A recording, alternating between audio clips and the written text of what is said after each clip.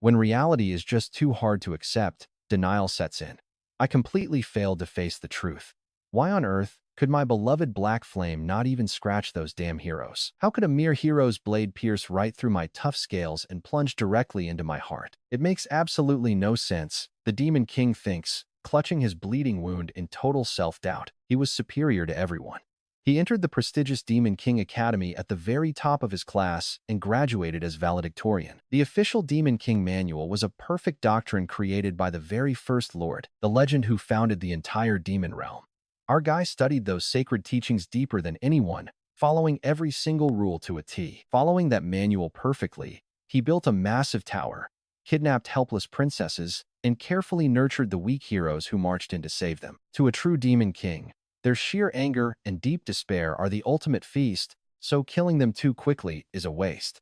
The rules say you must raise them, torture them, and let their power grow to make them taste so much sweeter. He followed those exact rules more faithfully than anyone else in history. Taking over the entire world was supposed to be a simple matter of time. By absorbing the endless sorrow and rage of those pathetic heroes, he should have become the strongest demon lord ever. Now check this out. Why on earth is he the one lying here defeated? How did this happen? He wondered. Well, how indeed? The smug hero starts lecturing him right then and there. Why do you demon lords always ask the exact same thing? The hero scoffs. You guys brought this entirely on yourselves, yet you always make that stupid, shocked face at the end. I do not understand what garbage you are talking about. The demon lord spits. Garbage? The hero laughs. You idiots always kidnap the most famous princess just to send us a signal. It is basically screaming to the world that the demon lord is active, so come stop him. Honestly, you guys are so stupid. If I were you, I would have just assassinated the king and thrown the entire nation into absolute chaos. But if he kidnapped the king, the greedy humans would fight over the empty throne and start a civil war. That meant all their hatred would not be focused solely on him. In the end, the demon lord would never grow stronger, which goes completely against the sacred manual. Not just that, if we do not climb your tower, you send perfectly leveled monsters down to our villages to train us.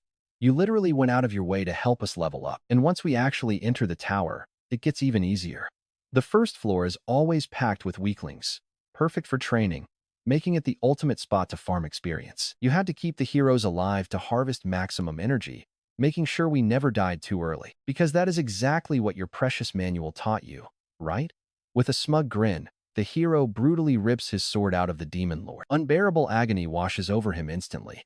But the hero just keeps mocking him. Once we get bored of this tower, we just kill the boss. Then, a brand new demon lord and a fresh tower will pop up to take your place. This entire world is basically our private hunting ground. Am I right, guys? The rest of the party laughs, agreeing with every word. Absolutely. They cheer. Thank you so much, demon lord. You helped us grow.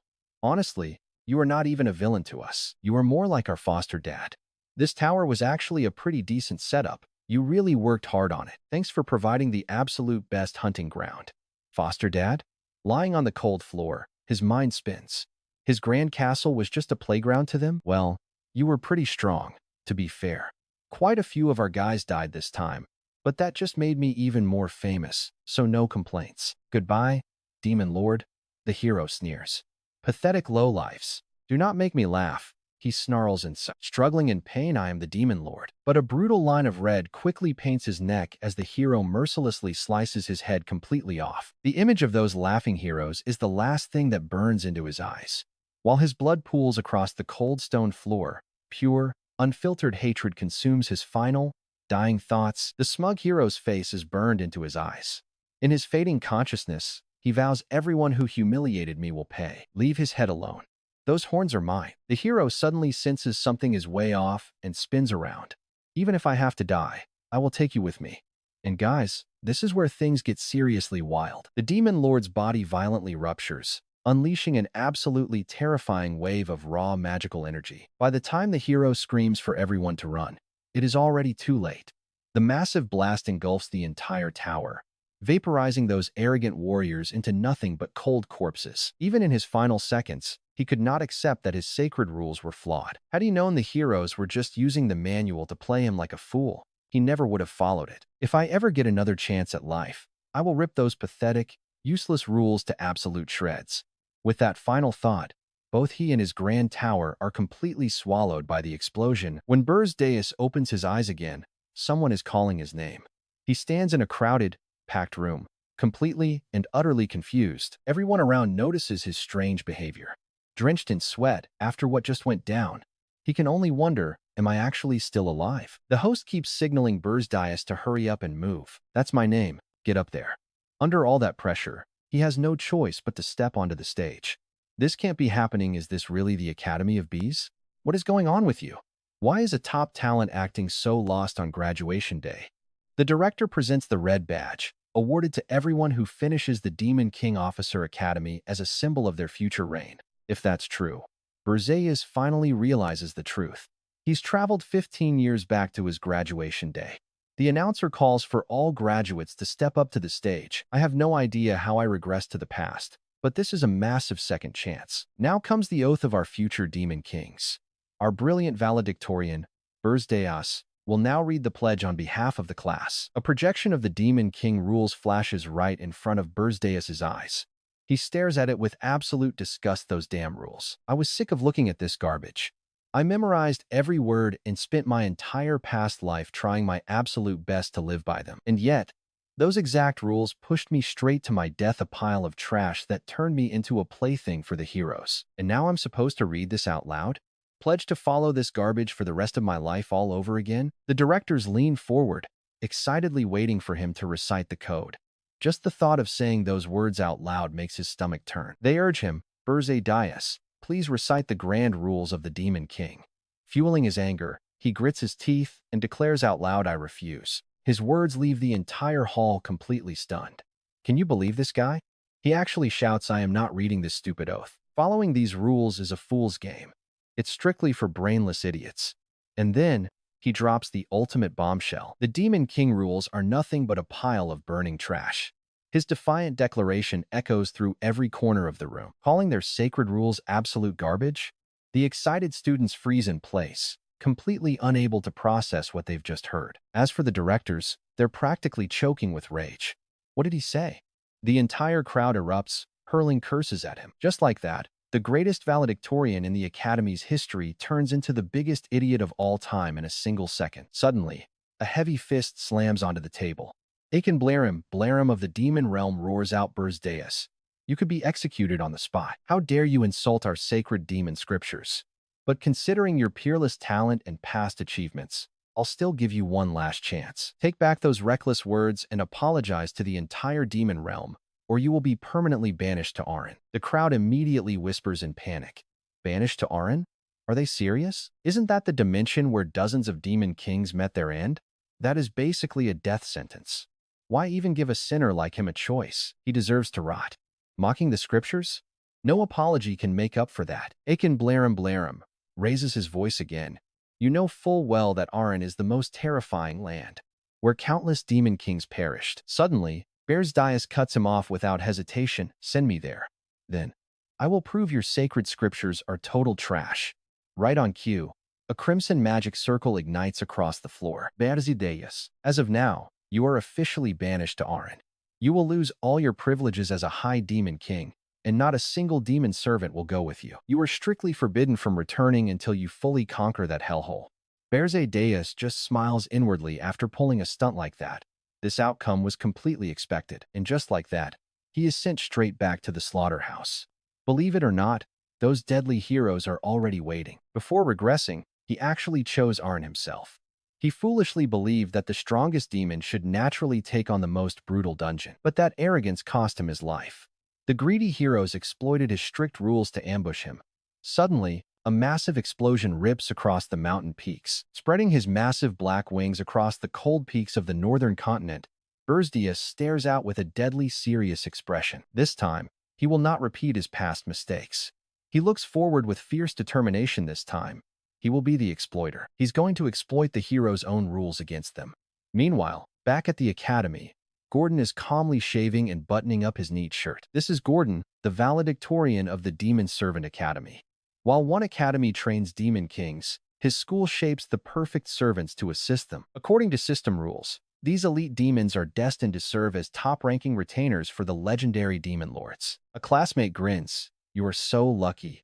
Gordon.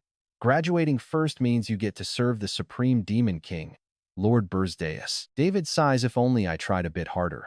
I could have served him too. But Gordon just chuckles, all demon kings are pretty great. Suddenly, a sly smirk creeps onto his face. Nobody compares to Lord Beje Dias. Born from the legendary demon dragon lineage, he's a once-in-a-millennium genius destined for glory. Honestly, just graduating alongside him is a massive blessing. By serving Lord Beje Dias, we can conquer any dimension out there. I will be carved into the glorious history books of the demon realm, right, Lord Beje Dias? Suddenly, Beje Dias's voice echoes from behind. You are dead wrong. Everyone freezes in place with their eyes wide, staring forward as he shouts that the Demon King's standard is absolute trash. Gordon stands frozen with his jaw dropped, his glasses completely shattered. Deep in the northern mountains, standard rules dictate high-ranking demons must serve the top demon kings. Gordon is still in complete shock. But why is Beje Dias speaking up? They said no demons would accompany him. So why did they still send someone? Gordon freezes in shock, slowly turning his head around. Beje Dias reaches out his hand, saying it is great to see him again. Gordon speaks up, asking why he would ever do such a thing. Beje Dias just looks completely clueless. Do what? Suddenly, Gordon yells out, how dare you insult the standard like that in front of everyone? We are in Aren. Now I am going to die right along with you. But he calmly replies, relax. You are about to pull all your hair out. Gordon snaps, my hair and this mission are not the real problem right now. Beje Dias thinks to himself. Gordon was never like this before regressing. He used to be so confident and calm. In the past, Gordon once told him that despite the difficulties, they would easily make it work, adding he had no interest if it was not for Aren. Beje Dias knows the situation is totally different now, but if he tries to explain that he literally traveled back in time, his ally will think he has completely lost his mind. Meanwhile, Gordon is absolutely furious. Standing next to the two pieces of luggage, he grits his teeth, asking for forgiveness for his previous words, promising to help complete the mission anyway.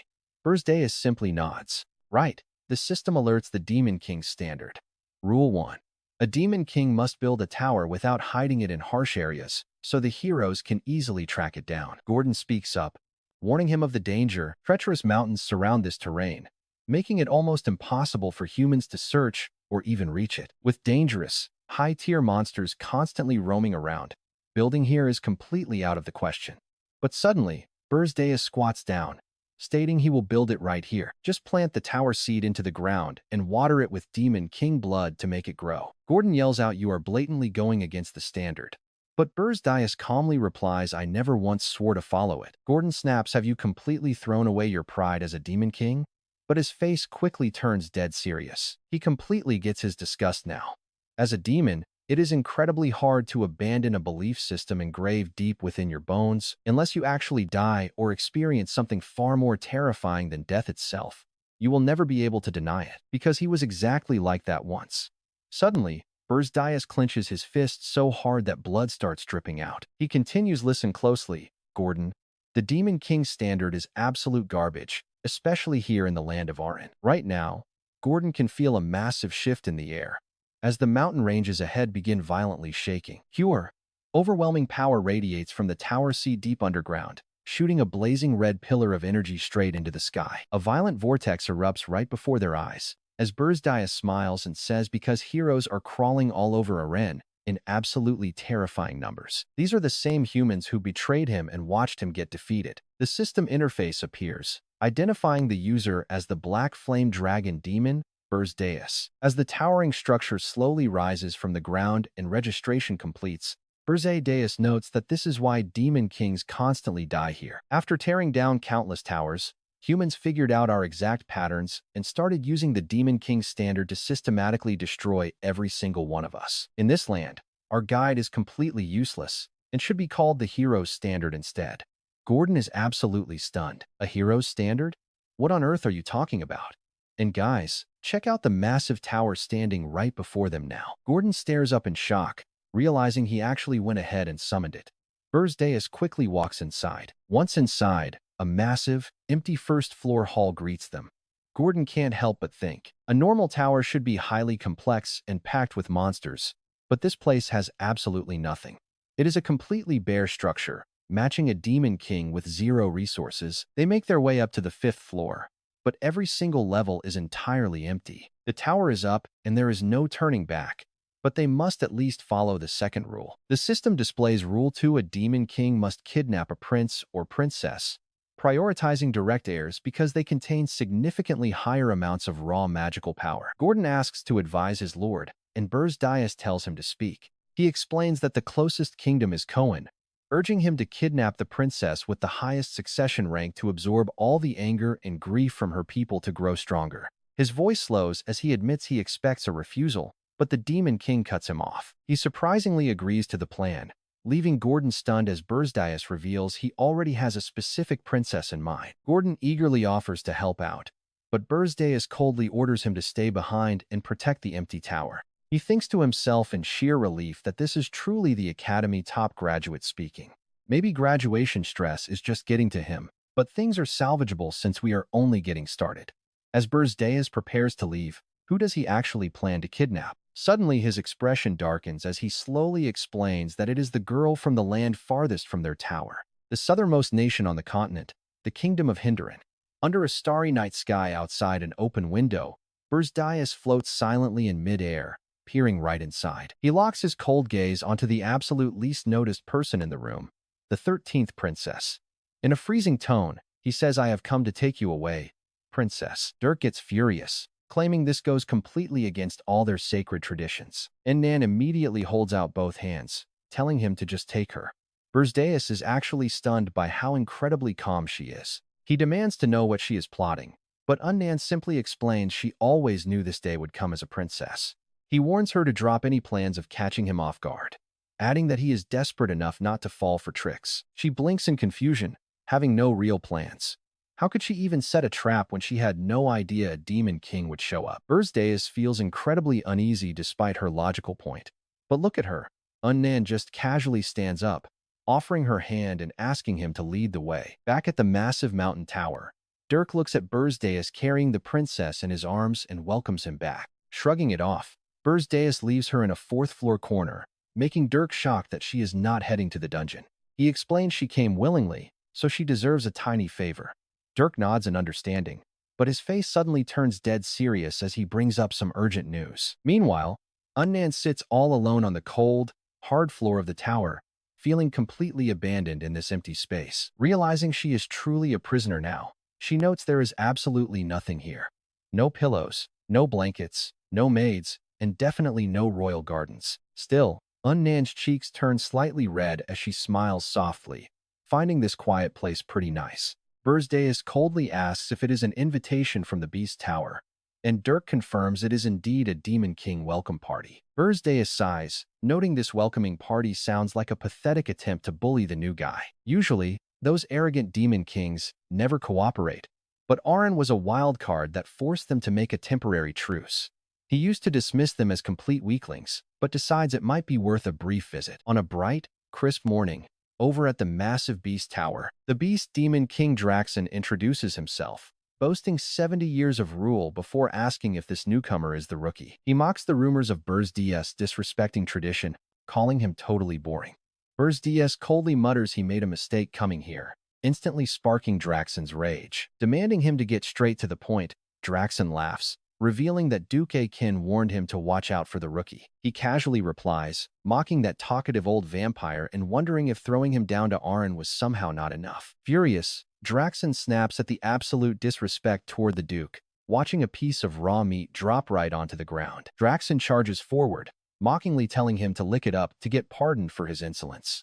Yet, Beje Dias remains completely unfazed. He asks if the Beast Demon King truly does not know why he is here, but Draxen just calls him an idiot who mocked sacred tradition. His expression darkens, reminding him of the sacred rule demon kings must never kill each other. Interrupting him, Beje Dias stomps heavily onto the meat, sending an incredibly powerful, violent tremor surging straight through the solid ground. Looking down coldly, Beje Dias asks if he actually thinks he obeys rules, leaving Draxen trembling as his eyes glow a terrified red. Draxen stammers that Duke Akin wanted to confirm if he captured a princess, warning him that he will lose power within 1 month. Turning to walk away, Beje Dias casually tells him he already captured a princess, realizing that was their entire concern all along. Back at the tower, Dirk eagerly praises him for putting on a truly magnificent display of power to put those weaklings in their place. Beje Dias calls it a minor issue, but warns that while Draxen is quiet, they must stay alert. He tells Gordon to go check on the princess so they can start utilizing her. While silent, thick snow continues to fall relentlessly outside the window. Looking quite gloomy, Beje Dias mutters that things will get pretty messy if all the other demon kings act this arrogant. Breaking ancient tradition clearly carries heavier consequences than he initially anticipated, but he still has absolutely no regrets about his choices. He would rather face death than bow to those trash, refusing to ever repeat his past mistakes. He only expects a measly few hundred points for capturing a low-tier princess. But check this out. His system screen suddenly flashes a massive, shocking 13,000 points. Beje Dias stares in absolute disbelief at the screen before a sudden notification reveals a recorded message sent straight from the Beast Tower. Draxen pops up on screen, greeting the rookie and claiming he sent this video to congratulate him. Despite their incredibly rocky first meeting, the veteran Demon King feels obligated to offer a small gift, admitting that Beje Dias' actions back at Aren were actually quite impressive. He admits he is genuinely impressed, wondering if mocking ancient traditions is simply a clever cover-up. Suddenly, Beje Dias' expression turns completely dark as he senses danger, just as Dirk rushes in screaming about an emergency. On the 4th floor, gorgeous butterflies are fluttering around amidst a remarkably beautiful, blooming scenery. With lush flowers blooming in abundance below, Beje Dias stares wide-eyed at the scene before him. What on earth is this? The system suddenly announces that the 4th floor of the Beje Dias Tower is currently assimilating with nature. Aren casually smiles and asks if he is finally here. He quietly wonders, did she really manage to create an entire ecosystem inside a magic tower? This is a legendary feat that only a true master of the 4 great elements could ever pull off. I clearly went to the castle of the 13th princess, and only a single elementalist on this entire continent has the power to do something like this. You are not the 13th princess. Anon giggles and says, you definitely mistook me for Elena. Now here is where the mystery deepens. Suddenly, his eyes widen in shock as she beams and says, exactly, I am Aren Hinder, the eldest princess of the Hinderan kingdom. Meanwhile, back in the Hinderan kingdom, Dirk fumes over his eldest princess being kidnapped by the Demon King. Who dares touch my beloved princess? Assemble our very strongest heroes and the entire royal army immediately. I will personally take that foolish Demon King's head and bring my daughter back. Aren smiles and says, that is why I asked if you actually have what it takes to handle me. Still utterly shocked, Beje Dias continues the conversation. I heard of a genius elementalist overflowing with immense mana, which I definitely should have been able to detect. How on earth did you manage to trick me? Her palm glows as she explains she can hide her magic with this ring. It is an ancient family heirloom, and asks if that satisfies his curiosity. She asks if he wants to send her back. Beje Dias looks down, thinking that returning the princess now would make him a total laughingstock. No kingdom will ever fear a coward, which would make gathering mana practically impossible. His eyes turn dead serious, deciding he must keep her here. Suddenly, the system warns that murderous intent is locking onto Demon King Beje Dias. With 19,521 mana points, Beje Dias realizes they are already targeting him. Even if she is not the 13th princess, nothing changes. She is still definitely his hostage. At that exact moment in the Hinderan castle, Dirk roars in anger, demanding they slaughter that foolish Demon King and bring his beloved princess back. Levi speaks up, pleading for patience since they have not identified the culprit yet. Those search patrols have already been dispatched everywhere. The king snaps, ordering them to find her quickly. Simon chimes in, asking how they can just stand idly by while their princess is held captive. But something feels off. Dirk demands to know what it is, prompting the knight to continue. The Demon King of Lust just got annihilated by heroes after crossing too many lines and kidnapping another kingdom's prince. Wait, think about it with that fresh warning. It is incredibly suspicious for another Demon King to immediately go and kidnap the princess. Everyone is amazed by Simon's sharp reasoning. Veins pop on Dirk's hands as he grips his throne. Gnashes his teeth. He growls that this must be some bold new rookie. A kneeling soldier reports that they have successfully detected traces of teleportation magic. It points directly north toward Mount Est, making Dirk's eyes glare in pure fury. Deep within those snow-covered peaks, at Beje Dias Tower on Mount Est, lies their target. His subordinate Dirk warns him that the Hinderan army is closing in, wondering if they might be far too much for them to handle. Suddenly, Beje Dias flashes a sinister smile and assures him that there is no way the Hindran army can actually reach them. Mount Aist lies at the northernmost edge of the continent, while Hindran sits at the absolute south. The nations in between will never let a foreign army march through their lands so easily. Since nobody will open their borders, they will be forced to hire the Hero Association instead. Dirk rises from his throne, realizing there is no choice left but to contact the Hero Association. Over at the massive headquarters of the Hero Association, rumors are already flying about the Hindran princess getting kidnapped. What kind of crazy demon king would dare do this? I heard the destination is crawling with terrifying monsters, and nobody wants a suicide mission. The king is in deep trouble, but Beje Dias just smiles confidently, knowing the Hero Association will not even budge. Those guys only care about gold, and nobody wants to risk their neck. That is exactly why I chose this frozen hell as my base. Dirk is amazed, wondering if the Demon King actually planned all this. He might ignore the rules, but he understands this world of Aren perfectly. Beje Dias carries himself with an insane level of confidence, almost like he has lived here before. Dirk explodes with rage upon hearing that not a single hero accepted the quest, leaving him completely powerless and screaming in frustration. Indeed, this world has plenty of heroes, but they only care about profit and are extremely picky. Assembling a massive raid team and marching them up here will take time, but their current magic power is still not enough to survive a full hero army. Knowing this anxiety all too well, Beje Dias orders Godden to contact Dragson to sell some mana. Dirk bows and obeys immediately. Dirk gasps in absolute shock, asking if he really wants to sell mana. To them, it is a mythical currency that transcends racial limits, unlocks tower upgrades, and summons monsters. Yet he actually wants to trade something so divine for mere human gold. Beje Dias coldly replies, yes, because he knows Dragson will pay a premium price. He cannot stop the heroes with his tiny pool of mana, but with human money, he has a solid plan involving the fortress city of Han Kingdom near Mount Aist. A foot slowly approaches the two guards standing ahead. The soldiers immediately call out who goes there. Stop right there. The black-cloaked figure replies that he is a mercenary. But the guards scoff. What kind of crazy mercenary climbs this mountain completely alone? Crazy, right? Suddenly, the cloaked figure steps forward and hands them a few gold coins. They excitedly agree to split the bribe, while Beje Dias just watches them with a pretty cold stare. Since he cannot freely investigate the city, his best bet is heading straight to the Red Eagle Mercenary Guild headquarters. Hamster chuckles and asks his captain if they should pack up early, but the captain just laughs. This place is absolutely perfect. The guards do all the monster slaying while we just sit back and split the loot. What could possibly be better? Then a voice yells down from upstairs, haven't you heard the news? A brand new Demon King just built a tower up on the mountain. Hamster scoffs. That is total fake news. You clearly do not understand how Demon Kings operate. Rumors are wild.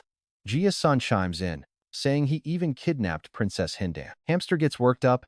Have you ever seen a Demon King travel all the way to the edge of the world just to grab a princess? Luke laughs out loud, then explains this. Apparently, the Hero Association completely rejected the King's quest the second they found out where they had to go. Hamster excitedly stands on a table. It is just a show. What is a princess anyway? She is the royal family's most valuable asset. They are just pulling stunts to squeeze out more funding. You already know how crazy those guys are for cash. The crowd starts murmuring in agreement. But suddenly, Beje Dias silently materializes right behind Hamster. So, that is how it is. Hamster falls to the floor in absolute terror. You scared the life out of me. Who are you? Beje Dias just smiles, remarking they seem pretty well informed. Now, one stays. The rest scram. They all grab their weapons and charge. There is no way this intruder is leaving this place alive. Wait. Watch this in a split second. They are getting thoroughly thrashed. Beje Dias easily dismantles everyone blocking his path. Suddenly, a massive brute leaps down from above with a roar, slamming his giant war hammer directly onto the floor. Beje Dias's eyes glow as he lets out a creepy grin, blocking the heavy weapon with a single hand. Instantly, the giant's face twists in pure terror. Up above, the remaining mercenaries aim their bows straight down. But down below, Beje Dias swiftly punches the massive giant, sending him crashing far across the room. Total terror.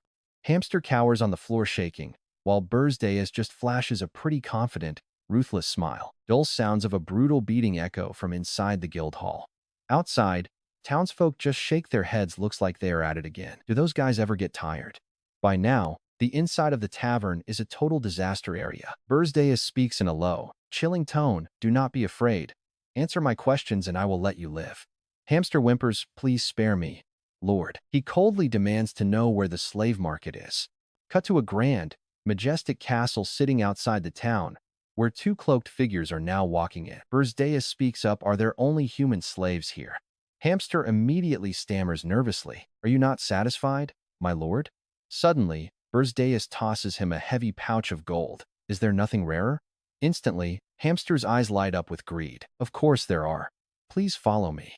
Beje Dias internally wonders how this guy can smile like that right after seeing his own comrades get utterly crushed. Humans crave money, demons crave magical power. In the end, they are pretty much the exact same. You can feel the tension rising as they descend the dark stairs, Hamster gesturing right this way. Deer once asked what the Demon King planned to do with human currency, but Beje Dias cut him off. I will buy slaves, specifically other races captured by humans. The goal is to find an elf known for absolute loyalty, then use them as a spy to sow chaos among the heroes. A loud voice echoes through the royal hall. Hero Hinlan Sin has arrived. The king proudly declares, I knew you would take this quest. Hinlan Sin kneels solemnly, of course, your majesty. I shall rescue the princess and bring back the Demon King's head. With supreme confidence, the hero vows to fight for justice. Meanwhile, Beje Dias is convinced that using an elf spy to disrupt the heroes from within will be quite effective, since elves are famously naive. An old merchant appears, asking what kind of slave they need. I am buying this one, Beje Dias points, and he is the one paying. Hamster gasps, wait, what? Beje Dias's voice drops, do you have an objection? Hamster quickly forces a smile, of course not. It is my absolute honor to pay. Beje Dias coldly commands, I need to confirm a few things, so both of you step outside. The merchant warns that the captive is pretty wild. Hamster makes a bitter face, muttering that if anything gets broken, Beje Dias is paying. Slowly, Beje Dias approaches the massive iron cage. He speaks softly, quite a noble elf, yet now reduced to such a pathetic slave. Granada's face darkens instantly. This energy. Are you a demon? What could your kind possibly want with an elf like me anyway? Beje Dias speaks seriously, I am offering you a real chance. A chance to take revenge on humanity. Granada snarls a tempting offer, but I trust demons even less than humans. Before he can finish, Beje Dias cuts him off. I am different. Serve me faithfully for 50 years, and I will guarantee your safety and absolute freedom. 50 years is nothing to an elf, and it beats this human humiliation. You are a demon. Your kind wants to destroy the world tree we elves worship and wipe out this entire world. Granada's face darkens as he questions how he could ever trust him. After all, a demon seeking out an elf is beyond strange. Beje Dias thinks to himself, this guy just hit my weak spot. Suddenly, he flashes a sly smile. Fine. Then sworn by the great Demon King scriptures, I will keep my promise to never touch your world tree. He recalls hearing that those scriptures are just as sacred to demons as the world tree is to his fellow elves. So, in return, you must swear by the world tree to serve me loyally for the next 50 years. Granada laughs, calling him strange. But seeing his seriousness, he promises that Granada of the Wind Tribe will swear loyalty once he meets the Demon King who sent him. Beje Dias flashes a confident smirk, declaring he is the Demon King. Let's be real, Granada's face here is absolutely priceless. He tells him to stop joking. Why would a Demon King ever come here in person when leaving his tower drains his power? Who buys slaves himself? If you really are the Demon King, I will swear 100 years of loyalty. Cut to now. Granada is on the 5th floor of B's tower. Beje Dias reminds him that he brought up the 100-year oath. Granada's eyes widen. Are you seriously the Demon King? Quit lying. How can a demon tower be this empty? There is absolutely nothing from the 1st to the 3rd floor. The 4th floor is just plants. What kind of dungeon does not have a single monster? In less than a year, those heroes will tear you to shreds. I cannot serve a pathetic place like this. Suddenly, raw power begins to radiate from Beje Dias. Did you forget? We already sealed our contract. Fear creeps onto Granada's face. Feeling the heavy pressure of pure magic radiating before him, this guy really is the Demon King. His tower might look empty, but during his entire journey here, not a single monster from the mountain dared to attack them. Those were disaster-class monsters, yet they stayed away. They were too terrified to even breathe near this Demon King. Yeah, it makes sense. A Demon King is still a Demon King. Maybe he can actually get his revenge. He swears by the Great World Tree to remain loyal for 100 years. Since the Demon King personally recruited him, Surely he will give him a crucial role to enact his brutal revenge. But Beje Dias just laughs, telling him to go prepare a meal first. Granada is completely dumbfounded by how casual this guy is, though his hands are already busy prepping the ingredients. He grumbles that he expected to join some world-ending plan instead. Nearby, Aren is working hard, asking if he is cooking and offering to help. She wants to make vegetable bread. Soon, everyone is gathered around the long dining table on the 5th floor when Granada speaks up. He asks the Demon King if that girl is from the Hindran Kingdom. Beje Dias casually confirms she is Nan Hindran, making Granada panic. Are you insane? You kidnapped the first princess when this empty tower has absolutely nothing? How will we fight off the heroes when they arrive?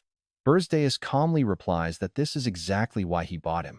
So sit down and eat. He casually compliments the cooking, while Aren excitedly chirps that she helped out too. Granada just sits there, completely lost. He wonders what on earth is happening here. Back on the 5th floor of B's tower, Granada asks if he is expected to fight heroes. Beje Dias replies no, because if the heroes actually make it here, it is game over. That would mean they cleared all the monsters on this mountain. Instead, you will sow chaos in the human world. Granada is left dazed. So you want me to act as a spy? Beje Dias casually nods, adding that he must first test his skills. Go ahead and attack. Granada's eyes go wide. How could he possibly defeat the Demon King inside his own territory? Beje Dias smiles and proposes a deal. He will only use one hand and 0 magic. Plus, if Granada wins, he gets 50 years knocked off his contract. Granada gets into his stance, telling him to keep his word as he vows to put everything he has into crushing him. The ground starts shaking violently. Get ready, because Granada charges forward with everything he has got. The Demon King stands completely still, noting that despite years of slavery, his movements are still sharp. He asks if he reinforced his physical body using the 4th floor's magic. Granada yells that normal elves could never match his immense strength. He warns him to blame himself for choosing the wrong opponent. Suddenly, vines bind Beje Dias's feet, and Granada swings a massive fist. He shouts that he is wide open as he tries to reclaim those 50 years. Beje Dias just chuckles. He mutters that this is quite enough, warning him not to forget who he is facing. He promises to hold back his physical power so he does not kill him. Suddenly, a blinding flash of light erupts before Granada's eyes. The entire tower begins to shake from an incredibly massive impact. At the Red Hack Mercenary Guild headquarters, their leader Hamster salutes in sheer excitement. It is a true honor to meet you again, sir. Beje Dias states he wants to hire them for an entire year. Hamster laughs, agreeing instantly before asking what kind of budget he is working with. The mercenaries behind him begin whispering. Sure, the client has gold, but must they really flatter the guy who beat them to a pulp? Some even wonder if they should change careers. Suddenly, a heavy pouch of gold drops onto the floor as a down payment. The others say excitedly, Captain, we will follow you for the rest of our lives. Only Long Trung Than makes a true mercenary. What does it matter if he defeated me? Hamster glares, wondering if he should just start a brand new squad. Beje Dias continues, put this guy in your squad, because from now on, he will be delivering my orders. Hamster chuckles, yes, of course, sir. But his subordinates panic, wait. Captain, bringing a complete stranger into our team is a bit. Granada's face is covered in wounds. He introduces himself, hello, I am Granada. Everyone just stares at him in absolute shock. Suddenly, they all burst into tears, wrapping their arms around each other to offer some comfort. Beje Dias thinks to himself they look quite ordinary, but these mercenaries operate out in Regressed. You won't find veterans like them anywhere else. Right now, the only hero who can answer the Kingdom of Hindran's call is Hinlan Sin, the warrior who defeated the Demon King of Lust. Red HCK. This is your very first mission. I need you to investigate Hin Sin. That's the hero hired by Hindran. They all shout in unison, yes, sir. Meanwhile, right now inside the Beje Dias tower, a deep voice echoes. I have already left the heroes to Granada. Beje Dias looks up at the system window now. It's his turn to get stronger. Magic energy points can be used to upgrade the tower or directly increase his own strength. But for Beje Dias, he's already sold all his points. Now his only path to gaining power is using the Soul Flower. It is a mana crystal that sprouts after absorbing natural energy, granting immense power to whoever consumes it. Up in these AEST mountains, filled with brutal mana storms and wild monsters, nature remains completely untouched by humans. Because these soul flowers have absorbed natural mana for years, their energy is incredibly pure. Honestly, This untouched mountain is a massive treasure trove of them. For demons, it's not as effective as magic energy, but he is still going to hunt for them anyway. Dirk warns him, Demon King, leaving without preparation is highly dangerous. It's like finding a needle in a haystack. These monsters are no different from wild beasts. They will definitely attack you the second they get a chance. He muses, I can handle the monsters easily, but locating the soul flower is the real challenge. Dirk adds that unless they have an incredible mana detector, when suddenly, a loud knock echoes from the door. Aren slowly peeks her head through the door, asking if they are busy. The two of them stare back in complete surprise. As Beje Dias and Aren step outside the tower, she beams with excitement. This is so exciting. Lately I have been extremely bored. You must keep your promise about letting me decorate the 4th floor however I want. Beje Dias calmly replies, sure, as long as you find the soul flower. She already decorated it to her taste. Honestly, who knows how far she will take this. Wanting to redecorate a Demon King's tower in the first place is already completely insane. She happily adds, I never expected to leave the tower. It's a good thing I came to check on you. Suddenly, a tiny fire spirit pops out from inside her cloak. Out of nowhere, Beje Dias scoops Aren up, telling her to hold on tight. Flustered, she stammers, wait, I am not ready yet. But before she can finish, his wings spread, launching them high into the sky. Terrified, Aren squeezes her eyes shut before slowly opening them. With sparkling eyes, she realizes she never noticed the view because it was dark when she was kidnapped. As they soar through the air, she realizes just how incredibly vast this demon realm truly is. Before this, her daily routine was a mindless cycle of magic practice, leadership lessons, and endless studying. She honestly believed she would live that repetitive life until the day she died. Hey Demon King, did you know? I might actually be the only human to ever fly across this massive mountain range. He is surprised, but quickly scoffs, I don't care. Princess, what you need to, but Aren suddenly cuts him off, telling him to just call her Aren. We are going to be seeing a lot of each other, so it's much better this way, right? He silently sighs, realizing he has given her way too much freedom. It seems you keep forgetting your place. Do you really want to be thrown down into the dark dungeon? Aren flinches in fear. I'm sorry, she stammers. Beje Dias commands coldly use your spirit to locate the soul flower. Aren nods quickly and sends it out, wishing it a safe return. Beje Dias looks serious, they might not find it instantly, but it is certainly faster than Gon or myself. Soon, the spirit clouds swiftly returned. They found it an icy soul flower glowing right before them, surrounded by a horde of monsters. Looks like we've got a few uninvited guests waiting for us. These monsters are descendants of demons who fled the demon realm. If you have any shred of demonic honor left, obey me, your Demon King. Do not touch the soul flower and leave this place immediately. But the beasts grow wild, roaring, we will not obey any demon. We hate you. You must die. Beje Dias simply smirks and raises his voice. Gon was right. Expecting wild beasts to have actual reasoning is completely foolish. I will burn all of you to ashes. They charge forward, screaming, kill him. Protect our treasure. Tear him apart and eat him. But a surge of powerful purple lightning crackles in his palm, unleashing a wild, devastating blast right at them. The beastly horde is quickly turned into ashes by the raging purple energy. The rest are rushing in, so let's target the weaker ones first. Beje Dias stands his ground calmly, summoning his magic as massive purple vortexes erupt everywhere. Nan Hinduran's eyes widen, because those pun orcs are famous for taking down Aren when teaming up, yet they can't even get close to us. Beje Dias has a pretty savage look in his eyes right now, showing how that wild purple energy threw everything into pure chaos. Is this the actual power of the Demon King? The snowy ground is literally covered in defeated monster corpses. 2 ice element, soul flowers. Their mana is incredibly pure. Beje Dias coldly cuts her off, don't get greedy. She pouts in disappointment. Yes, she whispers. He continues, if we find more, you can have one. Nan Hinduran gasps in surprise, really? I'll do my absolute best. Beje Dias thinks to himself, do humans really only get motivated when you dangle a carrot? Sadly, they don't find a second soul flower. Though Nan Hinduran pushed herself to exhaustion, they make it back to Beje Dias' tower by nightfall, with Beje Dias deep in thought about the princess. At first, he thought capturing Nan Hinduran was a massive mistake, but she might actually be quite a bit more useful than he expected. Dirk speaks up, Demon King. We just got a message from Granada. Beje Dias looks up. Really? That was pretty fast. Dirk explains that along with the hero Hin Sin, 32 other heroes have officially left the capital of Hindaran. They aren't heading north. Instead, they're following the classic hero route by forming a party and leveling up through quests for the local villagers. They'll grow stronger along the way. I've prepared a few plans for their journey right here, so please look them over quite carefully. Beje Dias swipes his finger across the magic screen, rejecting every single proposal. He says this time, "We won't deploy any monsters or place obstacles on their path." Dirk is completely shocked, asking why.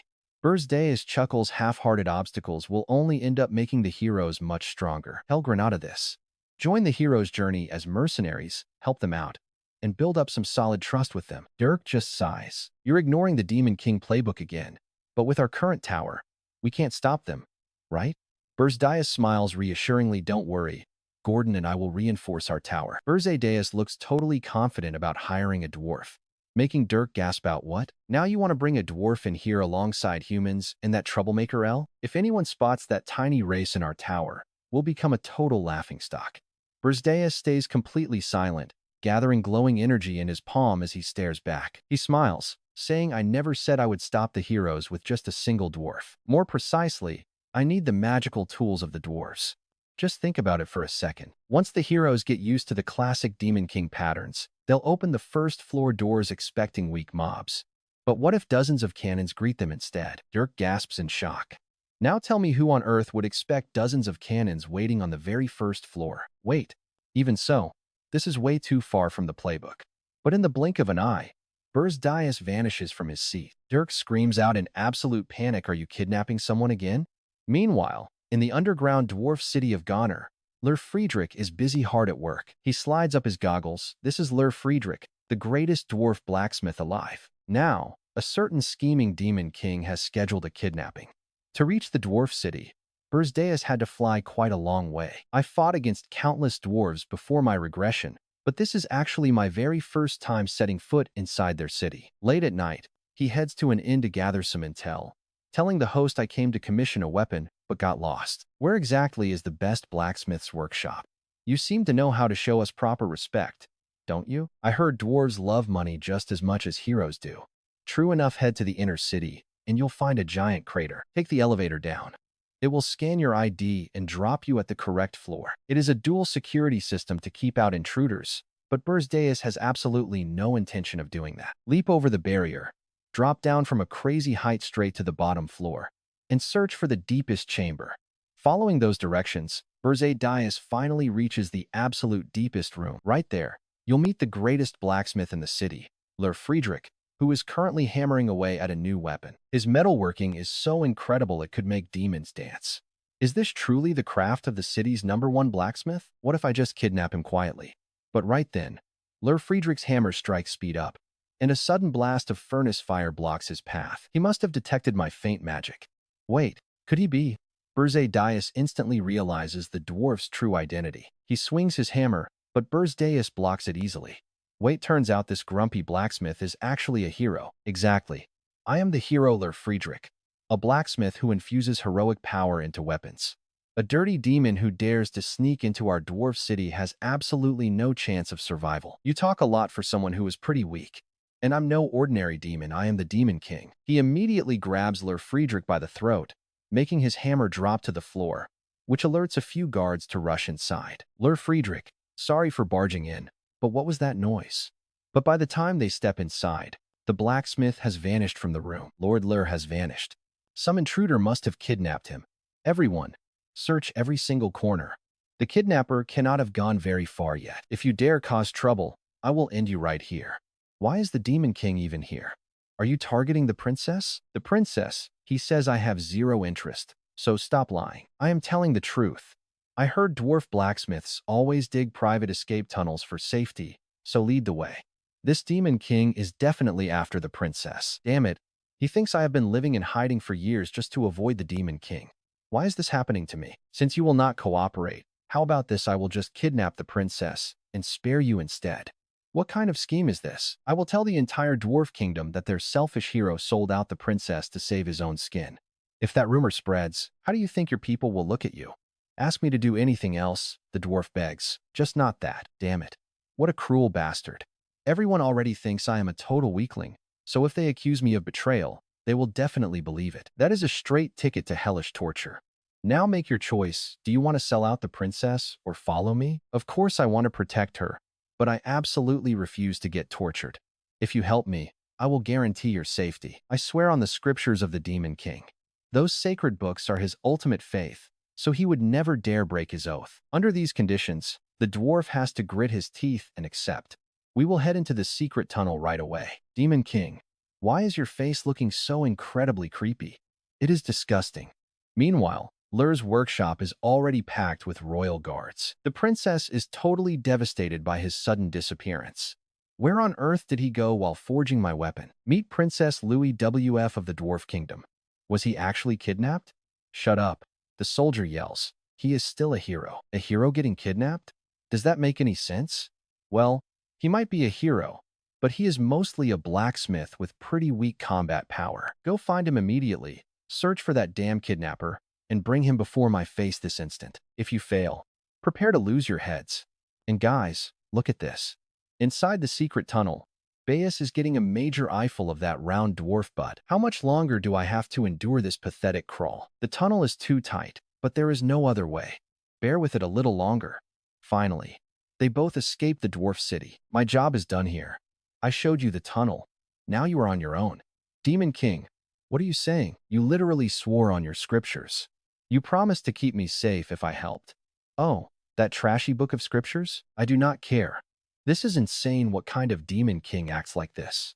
Now, what should I do with you? I should have sold out the princess from the start. Wait, I can be highly useful to you. My lord, my alchemy skills are second to none. I can forge any legendary weapon you desire. You, a hero, are offering to work for me? A demon king? Why on earth not? Please, feel free to use me as your personal tool. I will even spy on the dwarf city and feed you secrets, as long as I can survive right now. I did not expect you to be this incredibly loyal. Fine, I will show some leniency. Thank you. Thank you so much. Long live the great Demon King. Meanwhile, he thinks you idiot. Did you really think I would submit so easily? A spy? Once I get out of here, you are finished. I will immediately dispatch the elite pursuit squad to hunt you down, so just you wait. But when the dwarf finally wakes up, they are already on the 4th floor, where Gordon is throwing a massive fit of complaints at Beje. Demon King, how could you dare to bring a filthy dwarf into our castle? Actually, wait. How could you bring a hero here? Shut up, Beje says. I have things to report, so we will talk later. Watching through the screen, Granada sighs, asking if he is seriously recruiting dwarves now. Yunan then rushes over, asking if the hero came to rescue them. Why am I here? You said you would release me. I never said such a thing, Beje says. But you definitely promised to show me mercy. How did I end up here? I mean, you literally said you would spare my life. I knocked you out and carried you. Who knows what trouble you would cause on the road? Hearing this, the dwarf starts laughing like a lunatic. His laughter echoes louder and louder, cackling wildly in front of the 3 demons. Are you really that ecstatic to become my loyal underling? Yes, of course. Honestly, I could not be any happier. Excellent. Here is your mission: install the super cannon on the 1st floor and completely crush those heroes. Meanwhile, over at the AEST Holy Knights prep base, Granada takes this opportunity to report the latest situation to Beje. Right now, a wild rumor is spreading rapidly among the Holy Knights. Word is that the new Demon King commands black flames, so the heroes are busy equipping fire-resistant gear. Some even say he is too scared of the Holy Knights to launch an attack. Looks like their fighting spirit has not been broken just yet. But the Knights will gain absolutely nothing from this, no glorious victories, and not even the usual post-expedition spoils of war. Eventually, their excitement will fade away entirely, and these heroes will never get to grow. This is a battle against time, so it is really not a problem. Just keep watching. Yes, as you command. He then falls deep into thought, planning to weaken the Holy Knights simply by not sending out any monsters at all. Ah. This Demon King really understands human nature. I wonder if there has ever been a Demon King like him before. Honestly, thank goodness he is not my enemy, with only one condition: no using mana stones. As long as you follow that, it is fine. I do not care how you remodel the 1st floor. But how can you build traps without stones to take down those Holy Knights? Figure it out. That is your job. Holy Knights are nurtured by space, making their ability to sense energy incredibly sharp. If you use mana stones to make traps, they will detect them before they even activate. Still, I believe I have chosen the very best blacksmith to bring back here. If I am wrong, I will just make you disappear and find a replacement. No, wait. I have a way, Logar quickly says. You really should have mentioned that sooner. What is this method? I made a magic tool that completely hides all mana traces. It took 3 years to finish, and it is currently at my workshop. Is that really the best excuse you can dream up to escape? No. I swear it is the absolute truth. Fine. I will trust you this once. But what are you putting around my neck? Oh, just a magic tool that separates your head from your body with a single gesture. If you take it off, I will assume you are trying to run, and I will absolutely never take it off. To gather the necessary materials and mana cannon ingredients for his tower, Beje Dias carefully travels through many kingdoms. Over the course of a month, he buys enough materials and packs them into his spatial bag. Finally, he returns to Warner, the Dwarf Kingdom. Now we cut back to the Dwarven Kingdom, where the local guards are seriously struggling. It has been a month and a half, and you still haven't found him? How incompetent can you guys be? How much longer do I have to be patient? There are just too many tunnels dug by those blacksmiths. We are checking every single one, but he has likely already escaped. Of course he escaped. If he were still hanging around here, he would be a total idiot, not a kidnap victim. I am giving you exactly 2 more weeks. If you do not find the kidnapper, you are all dead meat. Understand? We will definitely find him. Now get moving and go seal up every single tunnel those blacksmiths dug for me. As the guards scatter, they leave Princess Louise alone with an unfinished pile of iron. That scrap metal should have been my weapon by now. Logar, you had better still be breathing, because before you finish making my ultimate weapon, you are absolutely not allowed to die. Just then, a sudden noise from behind grabs her attention. She instinctively turns around, catching sight of Logar, who is standing there wearing an identification jamming mask that seems to be working perfectly. Only the dwarf blacksmith himself is supposed to know the location of this secret tunnel. So, you really are Logar. Princess, please understand, I was completely powerless to resist. Hearing this, Louise suddenly bursts out laughing. What on earth is going on? You ran away because you did not want to make weapons? Is that your excuse? Logar pleads that she has misunderstood, but she just snaps back. A misunderstanding? I do not think there is any misunderstanding here. How dare you humiliate this princess? From now on, you are my slave. A lifelong slave who will forge and present weapons to me forever. But first, you must be punished for running away. Logar begs for his life, crying that this is not fair. Just as Logar is about to be dragged off, Beje Dias charges up from below and blasts Louise away.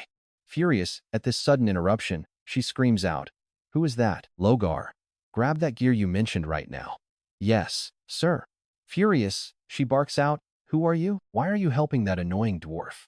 Beje Dias simply replies that he is the master of the miserable blacksmith she is torturing. Lies. He is my slave, and he will forge weapons for me until the day he dies.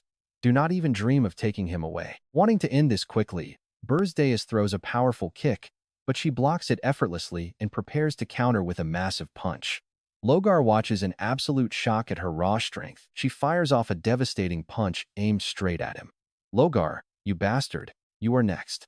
But how could Beje Dias ever let her get her way? Wait, here is the crazy part: the two of them trade blows back and forth, but Beje Dias easily anticipates every strike. This is Louise Verft, the dwarf princess. Even though she is not a chosen hero, her physical strength is completely off the charts. Even before I regressed back in time, she was already a top-tier powerhouse. Now, she is somehow multiple times stronger. I could easily end her right now, before she becomes truly invincible. But to do that, I would be forced to exhaust all of my mana and original energy. Besides, my own body has not fully recovered yet from the toll of that time regression, and the guards would swarm the area like hornets. If my mana leaks, my identity as the Demon King is exposed. Meanwhile, Logar is over on the side, desperately trying to dismantle his gear. Is that gear ready yet? I am still working on it. Even Beje Dias freezes in shock when he sees what the dwarf is actually dismantling. Do you have a death wish? You have exactly 1 minute to get this done. I will do it as fast as I can, I promise. Hey, who said you could leave? Louise is already charging at them in a blind rage. If things get too ugly, I am leaving you behind. It is almost ready. But how long can I actually hold out without using mana? Even I am not sure. But I have no choice but to block. Facing the terrifying power of the princess, he can only grit his teeth and block. No matter where you crawled out from, do not think you are leaving this place alive. Logar, I am going to break both of your legs so you never run again. But the way you speak, it is almost like you are a demon king yourself. Just give up. Listen up. Second princess of the dwarf kingdom, I am taking both the blacksmith and his gear right now. With the machine almost fully disassembled, Lur immediately reports that the job is done. Louise screams out, Lur, you absolute bastard. Did you really come back just to steal this thing? You think she is that easily fooled? But watch this. He seizes that exact split-second distraction to deliver a massive full power kick that sends Louise flying pretty far. Beje Dias quickly signals to his companion Lur, run now. Your attacks are completely useless against her. But when Louise struggles back to her feet, both of them and that massive machine are already gone. Her soldiers arrive, asking what happened. She snaps at her guards. You slow turtles. Did you wait until I was dead to show up? Lur has escaped, so chase him through the tunnel. But suddenly, a massive explosion shakes the area. Did he block the tunnel? Do you really hate forging weapons for me that much, Lur? Well, this is getting pretty interesting. Fine then, Lur. I will hunt you down myself, even if I have to search every single corner of this continent to find you. After successfully escaping the dwarf kingdom, Beje Dias and Lur make it back with that giant machine in tow. The princess complains, Demon King, what is that huge thing? I was busy cleaning. He explains it is a crucial tool to stop the heroes. The Phantom Mana device is fully installed. Beje Dias orders him to activate it immediately. Lur agrees, muttering that after all the trouble they went through to bring it back, this thing better be worth it. Beje Dias activates the machine, the gears begin to spin, and a massive magic circle erupts with a blinding light. A brilliant flash of light blinds everyone in the room as the tower officially accepts the Phantom Mana system. The system alerts him that syncing with the tower will cost 10,000 points. He confirms the sync right away. He wonders if the tower can really do this. Confirming the point deduction, his balance drops from 11,000 to just 1,182. The Phantom Mana system recognizes Demon King Beje Dias as its master, completely converting its energy source from standard mana to pure demonic power. Lur is completely stunned, realizing he does not even have to do anything. He never expected the device to merge with the tower and switch its energy source like this. He calls it the discovery of the century, shocked that even the machine's creator did not know this could happen. Beje Dias tells the princess to test out any spell. She asks if he really means any magic she wants. She happily agrees, but Lur panics, screaming at her to stop since she just cleaned the place. Usually, casting such high-level magic inside would be felt by everyone outside the tower, but when Beje Dias looks around, he realizes he cannot feel or see a single thing. There is absolutely no magical trace left behind. He wonders if this is the true cloaking power of the merged Phantom Mana. Wait for it. Here's the crazy part. Beje Dias watches in absolute shock as the entire tower begins to shift. The entire tower before him completely vanishes without a single trace. But when Beje Dias cancels the spell, the massive structure immediately reappears. It turns out he can hide his entire tower whenever he wants. It drains quite a lot of magic, making it hard to sustain now, but it will be a lifesaver later. Lur eagerly begs the Demon King, asking for just a tiny bit of time to take apart both the machine and the tower. He desperately wants to study them, claiming he has never heard of such an incredible magical fusion in all of history. He begs for permission to research this historical breakthrough, his eyes burning with the manic intensity of a possessed scholar. Beje Dias agrees, promising that if Lur's traps can wipe out the heroes on the first floor, he can do whatever he wants. Lur vows to eradicate those cunning heroes and immediately gets to work upgrading the machine. Beje Dias then turns to the princess with her new assignment. Her job is to stop any heroes who reach the fourth floor. The princess is shocked, asking if he seriously expects her to fight them. She protests that she is a princess, but Beje Dias reminds her she is also a genius spirit summoner who hates the royal palace anyway. He quietly thinks to himself that maybe forcing her into a combat role is a bit too harsh. She is an innocent princess who knows nothing of the harsh world, and asking her to betray her own people is a lot. But as he starts to reconsider, he decides to just let it go. Dismissing his doubts, Beje Dias tells the princess she only needs to confuse the heroes by claiming she is their enemy. If things go well, she will get exactly what she wants. She agrees to look for an opening to strike, but she tells him she has one condition. She wants to be introduced as his official dark subordinate rather than a princess. Amused, Beje Dias agrees to her request. She happily asks how she should fight, even suggesting she could use her pretty face to seduce the heroes, since that is her absolute best skill. He firmly rejects the idea, telling her to just stick to his actual plan. Beje Dias then retreats to the 5th floor to plot his next move. With the cloaking active, their defense preparations are finally coming together. Those heavy mana cannons on the 1st floor will easily thin out the heroes' ranks, and on the 4th floor, they can finish off the survivors by using the princess as bait. Yet, he knows it is still not enough. Under these current conditions, he won't even be able to take down half of the invading force. There are well over 200 heroes coming, meaning he will ultimately have to find a way to get much stronger himself. 2 water-ice spirit flowers, fully tainted by demonic energy. Stained spiritual flora like this is incredibly effective against the demon race, meaning he needs to collect more. He tells the princess they are heading out. There is nothing here on this 3rd attempt, proving their previous success was probably just pure luck. Useless spirits, how strange. But right then, Beje Dias senses a completely different presence. The nearby orcs have gathered in this place. Could it be the Oras Pun orcs again? I am totally sick of you. But right now, he is on his knees, begging. I am Grudu, patriarch of the Blue Ice clan. Greetings, great demon king. Please, I beg you to accept our tribe as your loyal servants. Please, take us in as your subordinates. You want me to accept you? Our ancestors were demons who betrayed the demon realm in the past, because we had to bear the weight of that past. Please, let us serve you now. Demon king, that is enough of these sweet words. In the end, you only want to grow stronger by becoming my subordinate. Besides, you are much more suited for demonic energy than those spirit flowers. I cannot believe you saw right through us quickly. Bring it out. They bring out a chest containing the spirit flowers. No wonder we could not find them. You are quite a smooth talker, well prepared, and you actually know how to negotiate. Compared to the other Oras Pun orcs, you are unusually intelligent. To survive in this brutal land, our tribe values wisdom far more than raw power. And yet, you came to find me just to grow stronger because you lack raw power. He nods. It seems wisdom really does top strength. Ha! I like you. Very well. Beje Dias then activates his secret magic, declaring he will only accept him as a servant. Grutu, wander across these vast snowfields and expand your tribe. While you wait for my official orders, I will bestow upon you something far greater than mere physical strength. Your tribe will endure forever. Grudu of the Oras Pun tribe has now officially become the Demon King's subordinate. Thank you, my lord. I swear my eternal loyalty to you. Great Demon King, my heart belongs entirely to you. Check this out, the Fortress of Doom is finally complete outside the Oras Pun territory, loaded with 60 deadly mana cannons, along with the 4th floor of Tower Hinderan. Now, all the pieces are finally in place. Come at me. Heroes, I will avenge the humiliation of my past life. They finally made it. The troop arrives just outside the Granada mountain range. Hinlan, the mountain is right before us.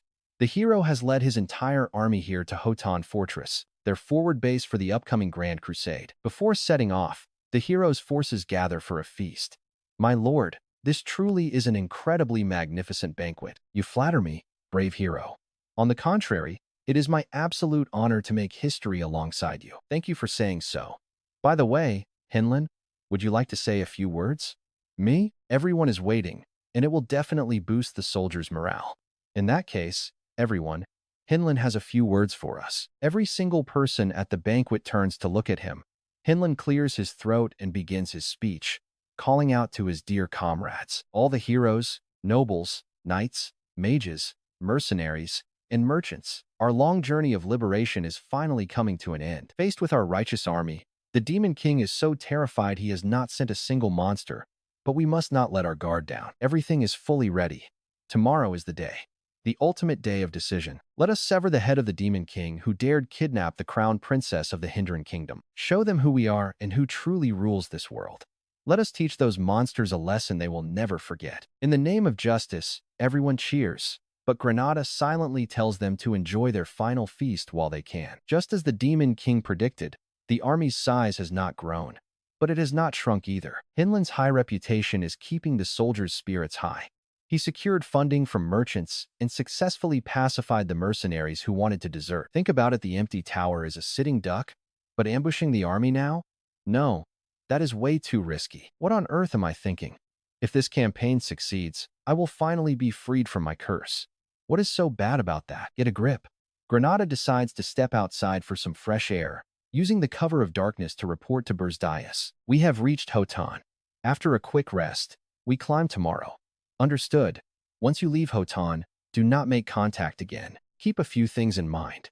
Watch out for the snow when climbing, and never let your guard down at night. When the tower doors open, do not stand anywhere near them.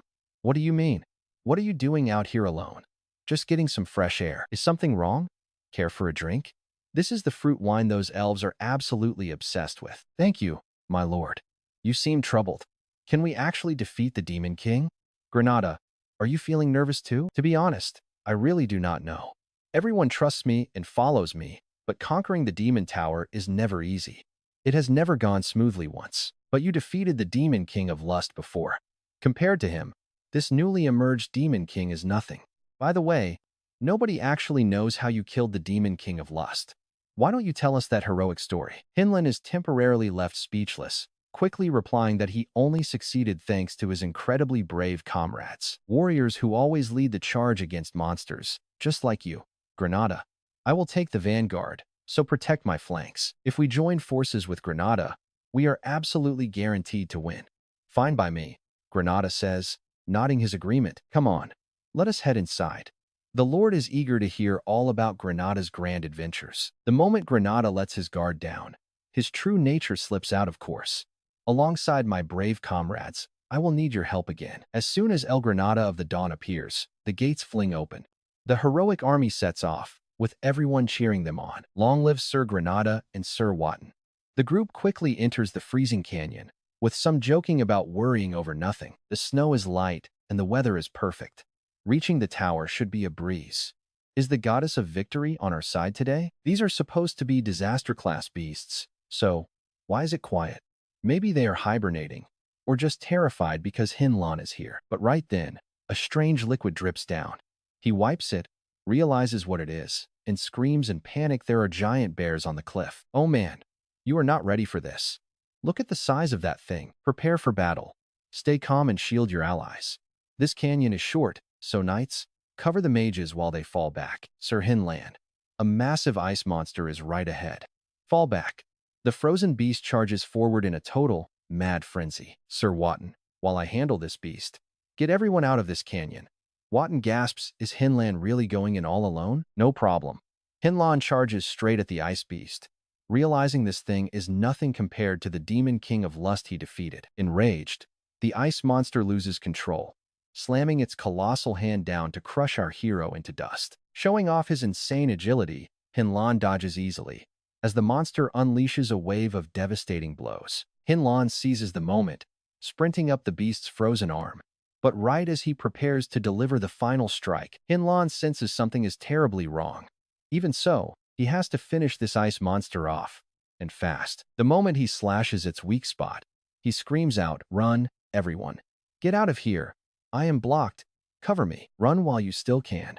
As the defeated ice monster collapses, its massive body completely blocks the escape route. Catching their breath after a wild run, they look back at dozens of bears and colossal ice monsters. This place is pure madness, totally unfit for humans. Even the Demon King's tower was not this brutal. Still, casualties are low, and without Hinlan, it would have been a total massacre. Word is he slew the Demon King of Lust and absorbed all his power. Do you think he's already as strong as a demon lord? If he already killed one, he must be even stronger. With Hinlan on our side, there is nothing to fear. Honestly, Hinlan might actually pull this off and defeat the Demon King. But before they can even catch their breath, an orc army ambushes them. No time to rest. Orcs? I can sense their dark magic. They are definitely the Demon King's lackeys. Fools of heroes, welcome to the freeze. Let me handle this guy. Wait, Sir Hinlan. Hearing that voice triggers a memory, and he suddenly recalls the grim warning, "Watch out for the snow." Could that mean Granada finally understands, as the enemy roars, that not a single one of them is allowed to reach the tower? With that, the entire mountain violently trembles. How on earth are they supposed to watch out for something this massive? That crazy Demon King. A massive avalanche immediately swallows the group. Run, everyone, he yells, trying to save them until the very last second. Everything is playing out exactly as Beje Dias planned. Welcome back, dear heroes, he sneers, reminding them of the 3 crucial rules they should have remembered. Rule number 1, beware of the snow. Those wretched plus monsters triggered a devastating avalanche that is crashing down right now. We are getting dragged down. Let us camp here first, then search for our missing allies. Rule number 2. Never let your guard down at night. Ice monsters and giant bears are coming. Those plus creatures are driving them right toward us. Damn it. Plus again? Everyone, prepare to fight. That wretched demon king is out of his mind. Avalanches by day, relentless monsters by night. It is an endless, exhausting loop. At this rate, they are doomed. And honestly, Beje Dias is absolutely loving their struggle. Granada is completely exhausted. After 3 grueling days on Mount Ugas, their numbers have plummeted from 511 down to just 256. The surviving heroes finally reach the summit, only to find absolutely nothing. Hinlan is losing his mind. Where is the Demon King's tower? Normally, a landmark like that should be easy to spot. So why is it empty? Sir, Hinlan, we surrender. Sir Wotton, what are you saying? Wotton sighs. This quest is a failure. I am sorry, but we just want to live. Hinlan is furious, but he cannot force them to push forward anymore. After 6 agonizing days on Mount Ugas, the tower finally appears. Unbelievable, it was hidden in Angratinia all along. With only 52 men left, they prepare to storm the gates since the first floor is just weaklings. Rule number 3. Never stand close to the entrance when opening it. The moment they step inside, countless magic cannons lock right onto them. What in the world is this? Hinlan is completely speechless at the horrifying sight. With this powerful mana cannon, I will obliterate everyone in a single blast. Within seconds, their numbers drop from 52 down to just 1. Beje Dias is shocked after a barrage like that. He is still standing? Hinlan struggles to his feet, weakly mumbling a quiet prayer. What on earth is this? What kind of crazy madness is going on here? Why is nothing with this Demon King going according to my plan? Lord Hillen Cargill, Lord Granada, are you two safe? Thank goodness we dodged that. That was close. Let's get to the next floor. Wait, is it just the 2 of us? I'm the hero who defeated the Demon King of Greed and absorbed his power. A newly revived Demon King stands absolutely no chance against me. And with Lord Granada by my side, this will be an absolute breeze. Right. Let's move. Lord Hillen Cargill, the 2nd floor of the Demon King Tower is completely empty. As they reach the 3rd floor, there's still absolutely nothing around. Instead of being packed with monsters, this place is totally barren. This tower is so bizarre. With both the 2nd and 3rd floors completely empty, I wouldn't even be surprised by whatever we run into next. On the 4th floor of the tower, where the princess is held, Hillen Cargill freezes in utter shock. What on earth is this? Talk about a weird twist. A lush forest on the 4th floor? Are we even inside a Demon King Tower right now? You actually made it this far. Quite impressive. A sudden voice from behind makes him whip around. I am one of the Demon Kings, the destroyer of the Demon Lord, commander of Shadow Souls, and your ultimate opponent. Even Granada is utterly speechless at this princess. Princess Ernan? He thinks I need to back off and keep quiet for now. Why is the princess acting like this? No, I'm not some princess. I'm the master of dark souls. Now face the true terror of the shadows. Princess Ernan conjures up an elemental orb swirling with highly devastating magical energy. That's the ultimate magic only Princess Ernan can cast. If her mind were actually controlled, there's no way she could use a spell that advanced. Granada pieces together everything. From the Avalanche and Night Raid, to the magic tower at Angris, the 1st floor mana cannons, and the empty floors. And now the princess has lost her mind too. Hillen Cargill snaps, completely losing his cool. Screw this. Forget about all of it. The princess is actually attacking the very heroes who came to rescue her? Why should I even care anymore? I'm just going to destroy everything. A useless weakling like you? While he's distracted, Beje Dias silently slips right behind his back. A devastating blow connects, blasting Hillen Cargill backward. Looks like they've finally met face to face. You coward. You've finally shown yourself. How dare you launch a sneak attack like that? I need more power. Lord Granada, are you still here? With his remaining strength, he looks toward Granada. Even Beje Dias is surprised by his sudden disappearance, but Hillen Cargill is already behind Granada. Lord Granada, lend me your strength. But wait, he suddenly realizes his own life force is being violently drained away. See, didn't I tell you? As long as Lord Granada is by my side, everything will work out perfectly. Beje Dias turns to ask about that artifact. It's Alaya, a highly forbidden relic of the elves. It converts an elf's infinite life force into pure mana, though the user dies afterward. But that's fine, right, Lord Granada?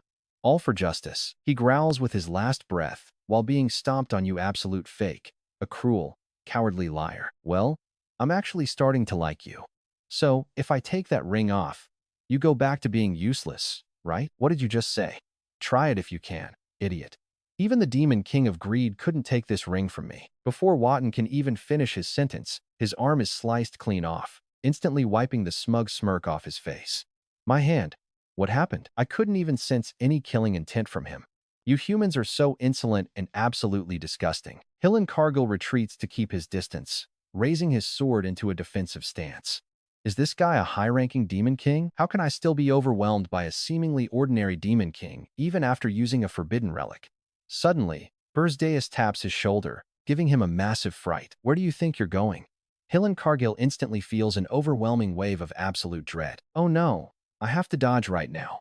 But Beje Dias is already unleashing his final, devastating finishing blow. Cargill accepts his grim fate, realizing it's far too late. Beje Dias conjures a massive, terrifying sphere of raw energy. Even in what seems to be his final moments, Cargill still can't comprehend who this demon king actually is. Take this. Beje Dias laughs maniacally as he hurls the massive blast directly at Cargill. The entire tower shakes violently as the hero apparently gets obliterated. Cargill lies motionless after taking the full brunt of the blast, yet somehow, he's still alive. Beje Dias stares in sheer disbelief. Well, that's pretty impressive. Beje Dias keeps his guard up since the hero only passed out.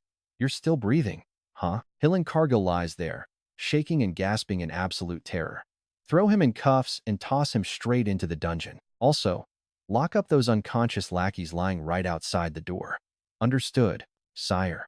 Meanwhile, Granada lies nearby, completely defeated and hopeless. I've learned a truly valuable lesson from this. You did exceptionally well, and here is your reward. After absorbing the spiritual flower, Granada completely restores his strength. My strength is completely back to normal. What just happened? Is it because of him? Here, let me give you another one of these flowers. Thank you so much, sire. To gift me such a precious spiritual flower, after all the hardships we've been through. Dwarf, I permit you to demolish this tower. My deepest thanks, Demon King. All right, everyone return to your assigned posts and secure your floors. Even though he just survived that horrific, earth-shattering battle, our lord still looks completely unbothered. As expected, the Demon King is just built different. What is wrong, princess? Oh, nothing. I just think our lord is exhausted. Beje Dias collapses on the 5th floor, panting heavily. It was a close call as a demon king. He must never let anyone see his weakness. But that annoying human, Sin, so this is the strength of the 10 stars. They are the strongest heroes alive. Even though Sin is one of those elites, he is still the weakest among them. To be honest, in this current life, I have barely spent any mana points to upgrade myself, mostly because I just did not have enough points. If Sin had been at his absolute peak, I never could have won. My strategy wore down his stamina, drove him into a blind rage, and pushed him out of control. With everything that happened, he lost his cool and left himself wide open. That final blow landed perfectly. And just like that, he pulls off a flawless victory. Honestly, this guy plays by his own rules. This has literally never happened in my past life. I managed to rewrite my own destiny, which means I can actually do this. I can change the future. Remembering the ones who brutally slaughtered him in his past life, Beje Dias burns with determination.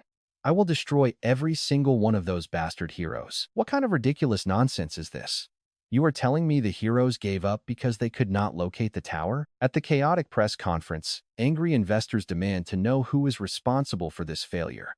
But they claim they have not lost yet. There is still a chance. Lord Sin and our great heroes have not surrendered yet. They are actively searching for the Demon King's tower, so please just grant us a little more time. As rumors of the new Demon King spread across the continent, people curse that useless bastard Sin. He talked so big, but look at him now.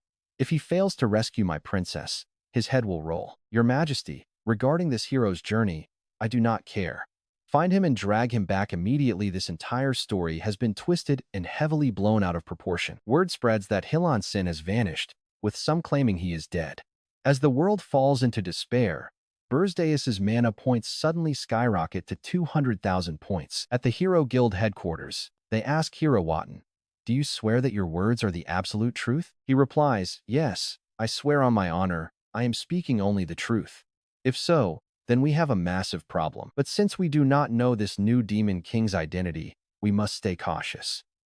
Sin is a 10 stars member, so he cannot be beaten so easily. We will wait for any news of him for 10 more days. If we hear nothing after 10 days, all 4,728 heroes on the continent will launch a massive crusade to slaughter the new Demon King. Down in the tower's deep underground dungeon, Beje Dias speaks. Awake already? You recover incredibly fast. The hero grunts. Demon King, since you let me live, you must want something. He says, quit beating around the bush, speak plainly. Beje Dias chuckles. Glad to see you cooperating, so become my loyal vassal. What? Did I actually hear you right? Beje Dias smiles. Campaigns are insanely expensive, right? Think about it: food for hundreds of men, security fees, lodging, gear, weapons, and all kinds of other highly expensive supplies. Most of those massive expenses are sponsored by greedy merchants and noble lords. If a demon king is slain, the hero's fame and influence will rise straight to the heavens. But if they lose? Talk about a total nightmare of endless, soul-crushing debt. That is the brutal reality for fake heroes riding on investor money. And for this raid, every single coin was poured into one specific individual, the captain, Helan Sin. He sighs. You are right. Even if I survive, I am labeled a complete failure. I would be forced to hide forever from loan sharks. But how do you know this? I told him. Granada suddenly sneers, stepping out of the shadows. Helan Sin glares. Granada, you dare betray us? Granada scoffs. You have some nerve talking after what you did to me, you liar. Besides, I have always belonged to this side from the beginning. Beje Dias speaks up. The reason you lost is because there has never been a demon king like me. But just as I broke the mold, humans will eventually adapt and try to destroy my tower. But if one of their strongest heroes is secretly sabotaging those plans from within, can humanity ever truly win? Beje Dias suddenly pulls out a mysterious dark jewel, explaining this is a rare treasure used to completely control my subordinates. Once inside, it fuses directly with your brain. If you even think about betraying me, I will know instantly and can crush your brain with a simple flick of my wrist. If your body rejects this jewel, I will take it as a refusal and kill you on the spot. After all, I have plenty of other heroes to use. Helan Sin stammers. Wait, a hero like me is completely immune to mind control magic. That jewel will just dissolve inside me. It won't be my fault. But remember, a hero can choose to lower their own mental defenses. Granada sneers. You heard the master, you stubborn hero. Have you no shame? You are the pathetic one here, trying to make us waste this precious jewel. Helan Sin snarls. I will never surrender to a demon king. Beje Dias snaps. Shut up and swallow it, shoving the jewel directly down his throat. Once forced to swallow it, his mind begins to fracture. Yet he desperately refuses to submit. He is incredibly stubborn. So, what is your plan if he chooses death over surrender? Do not worry. A greedy man who treats allies like disposable tools, a money-hungry guy like Hylandson, now equipped with Nightmare, will never sacrifice his own life. Damn it.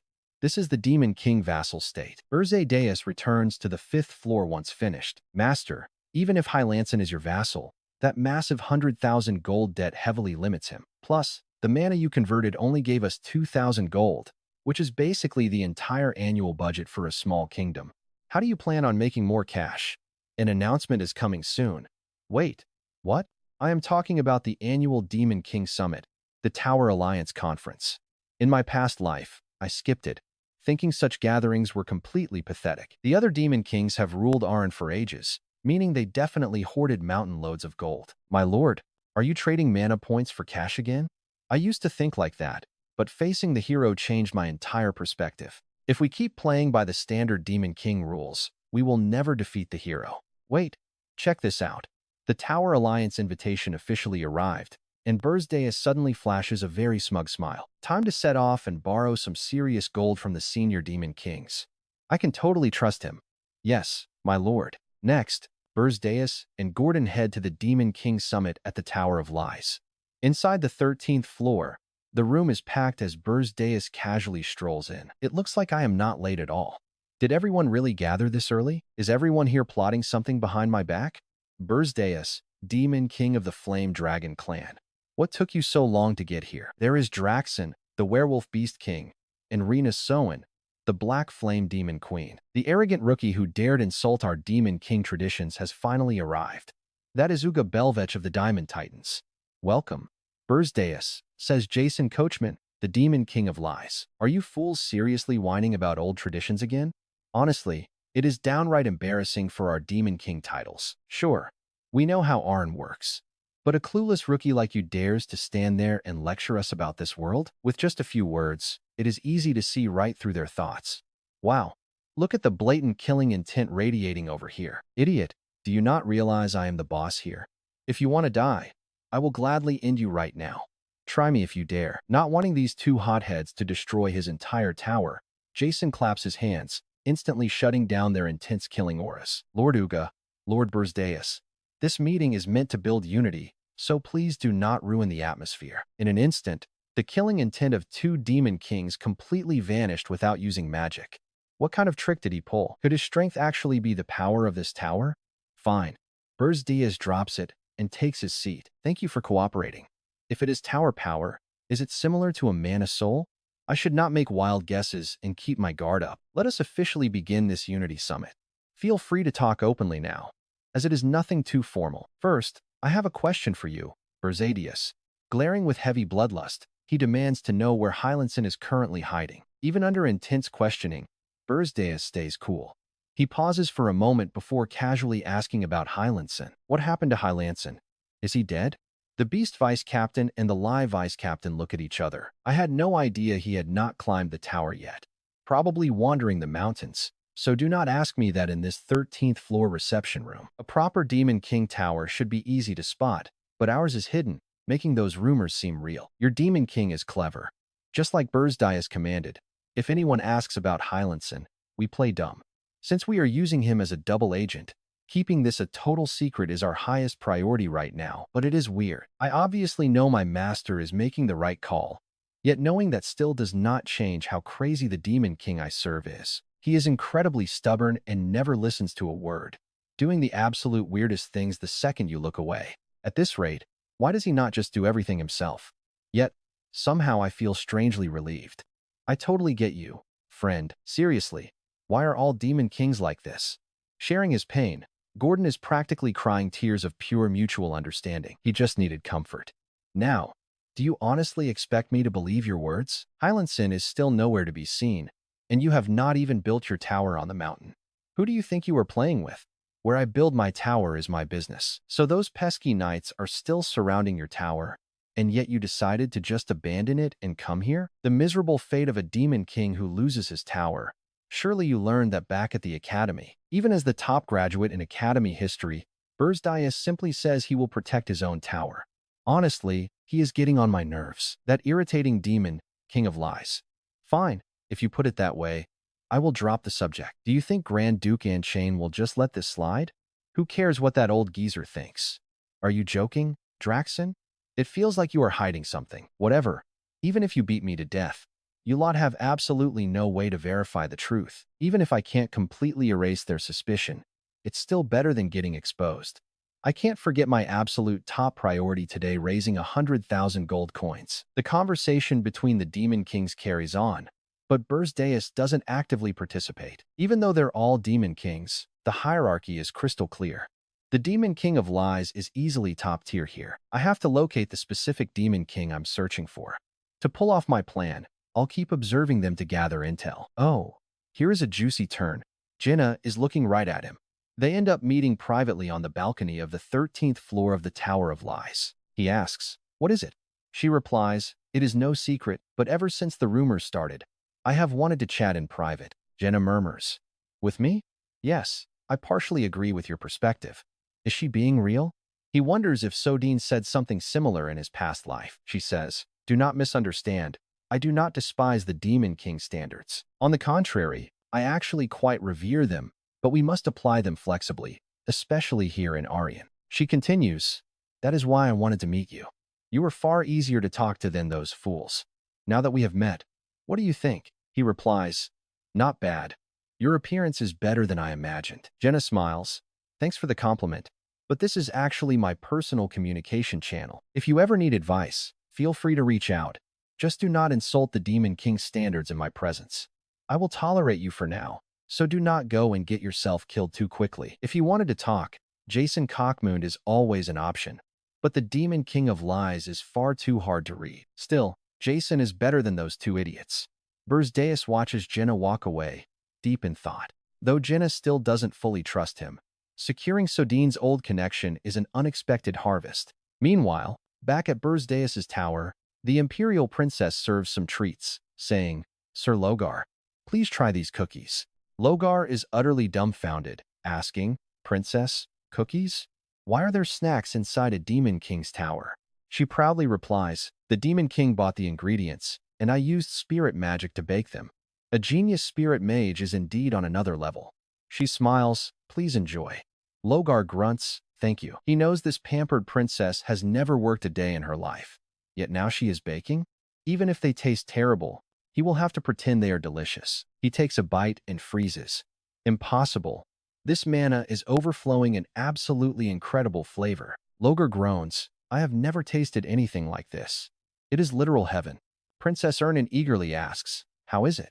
He mutters, "I am completely hooked." Logar demands to know, "What on earth did you put in these?"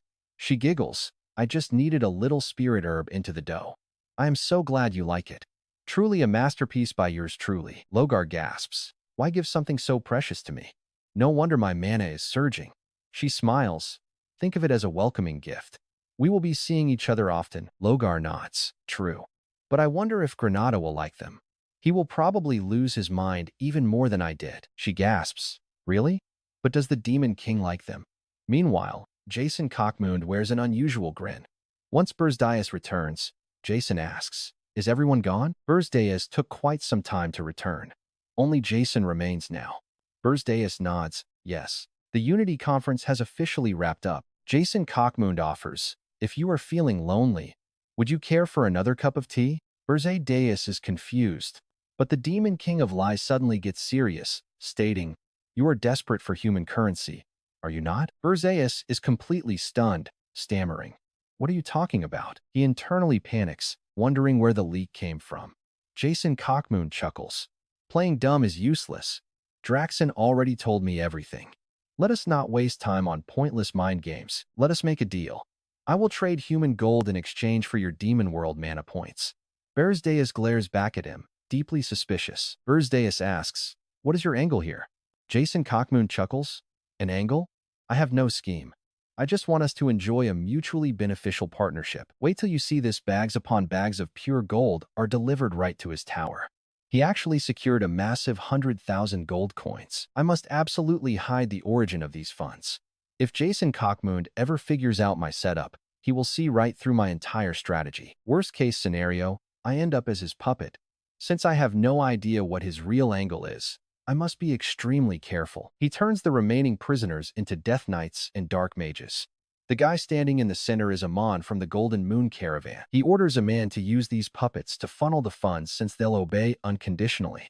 A man curses his luck. He has truly become a Demon King's hunting dog. They beg, "Lord Hillencargill, please save us."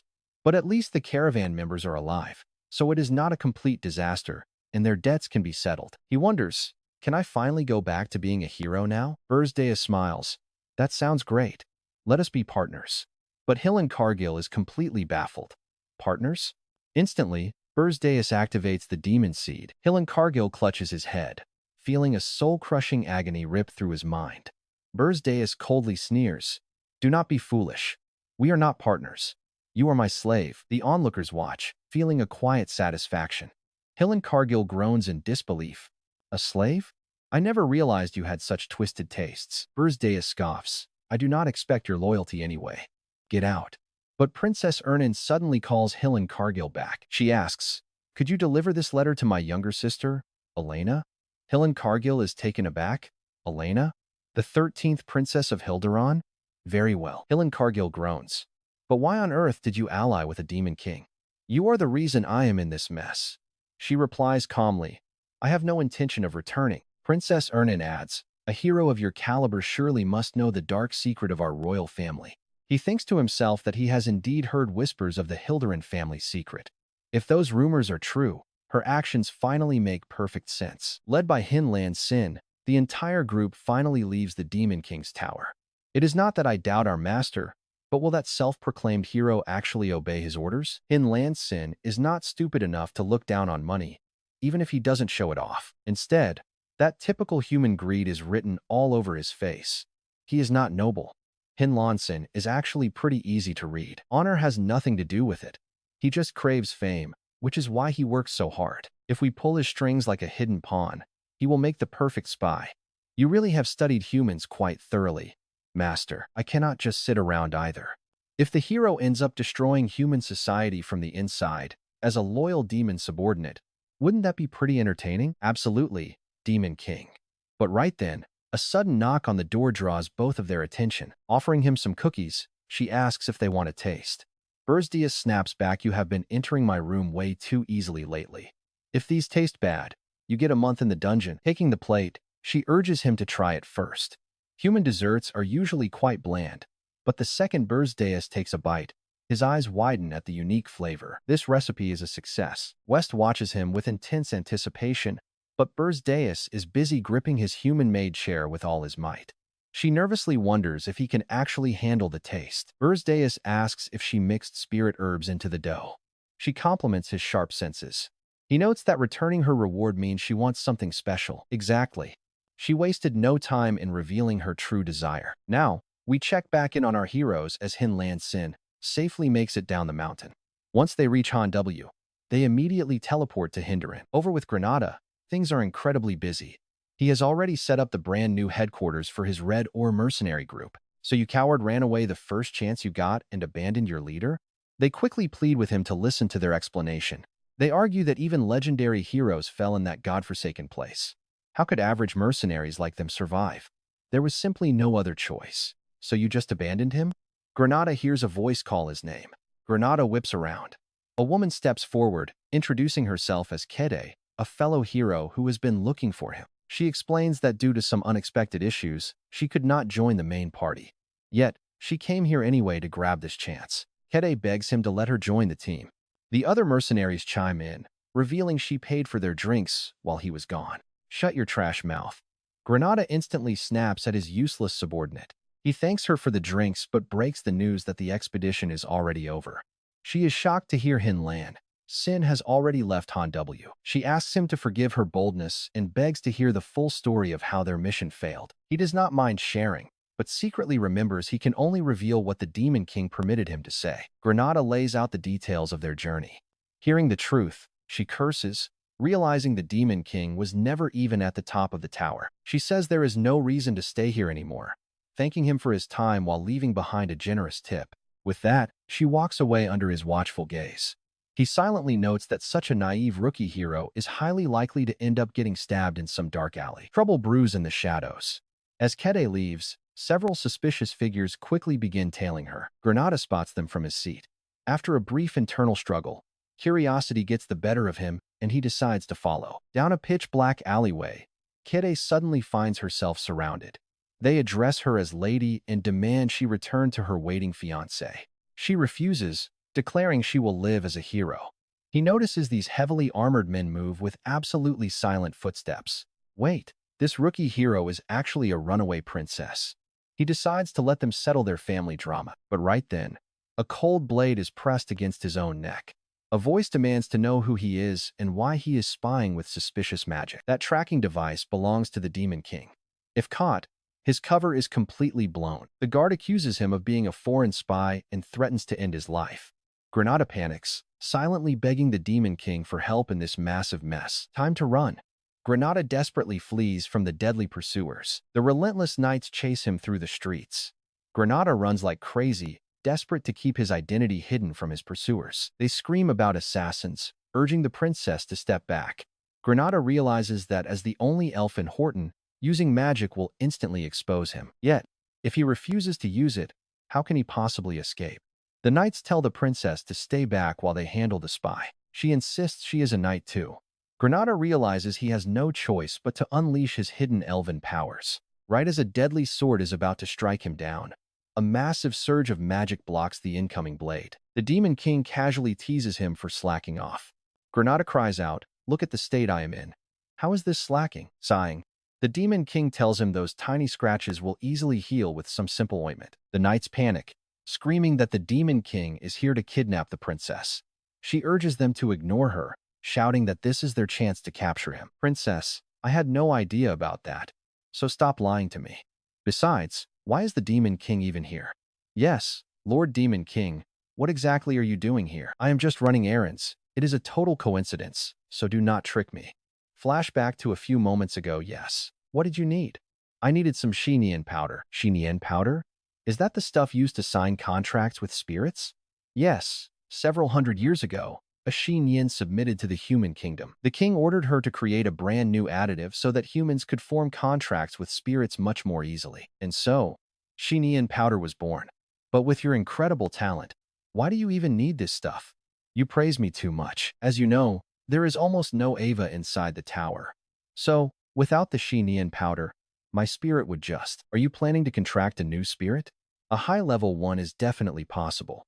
In his past life, Anan was only 27 when he contracted a high-level spirit. The entire continent went absolutely wild over that news, simply because people who could contract a high-level spirit were incredibly rare. And yet now you are planning to sign that contract 30 years earlier?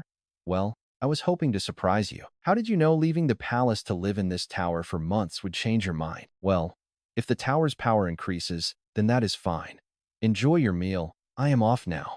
I have my own things to handle, so wrap this up quickly. Suddenly, this is insane. A terrifying surge of magical power erupts, striking fear into even the princess herself. The explosion causes a massive commotion, and just when it seems everything is over, he suddenly stops.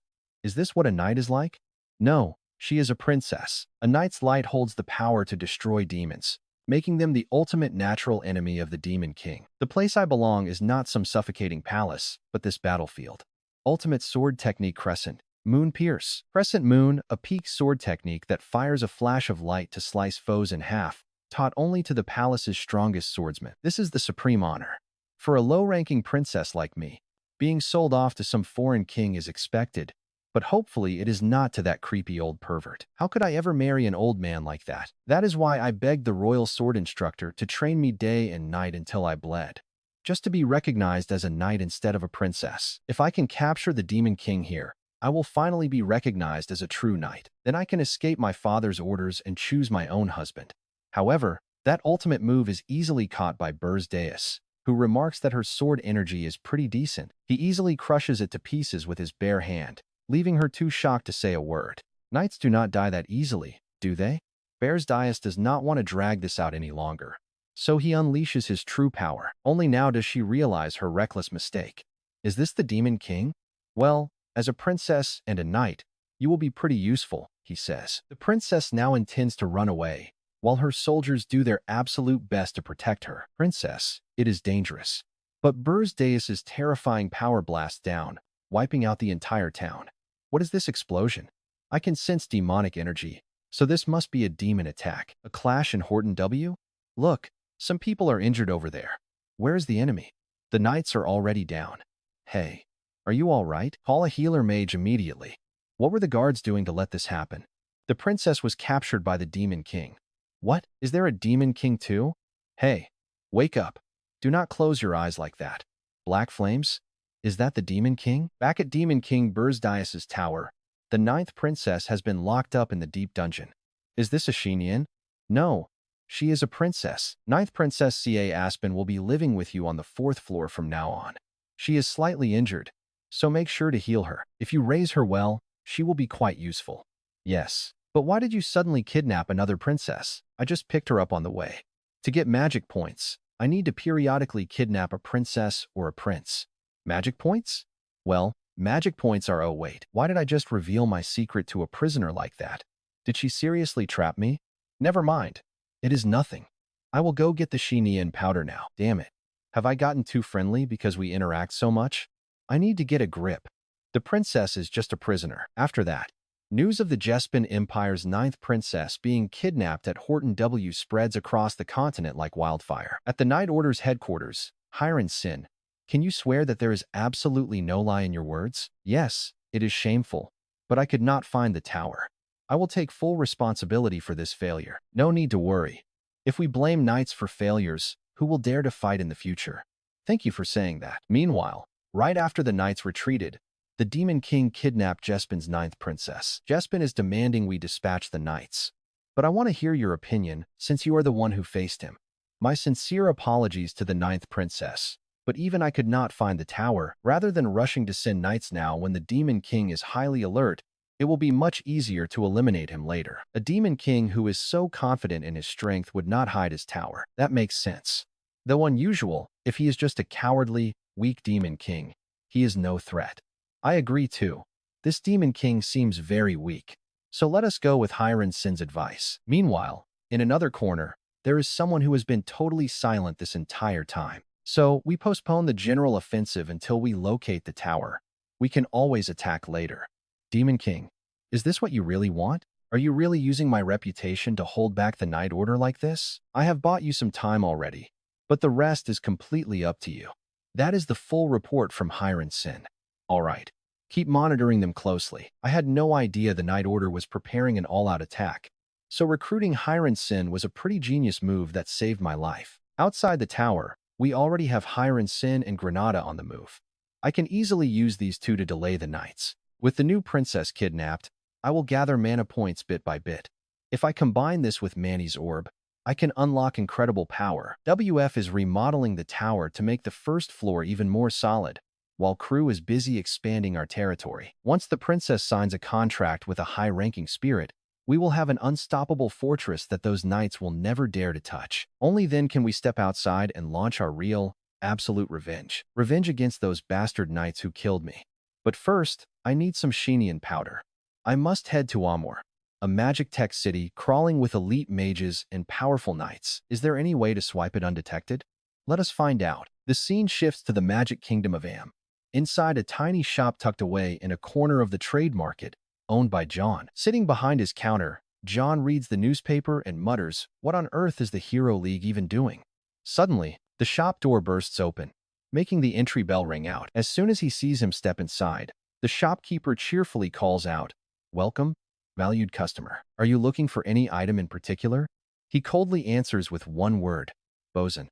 The owner smiles, "Oh, we absolutely have that." He rolls his eyes, scanning the dusty shelves, thinking to himself, is this rundown place really a magic shop? The Kingdom of Aren is the ultimate sanctuary for magical engineering, where legendary heroes, high mages, and master alchemists from across the continent gather. In other words, those famous high-end shops are always crawling with powerful heroes and dangerous mages. Even with his demonic aura completely hidden, the risk of detection is way too high. That is why BLZ deliberately searched for this remote, abandoned shop. The shopkeeper enthusiastically starts pitching his items, saying you are incredibly lucky to have found this place. Now that you are here, you do not need to go anywhere else. I will give you a special deal, just 1 gold coin per item.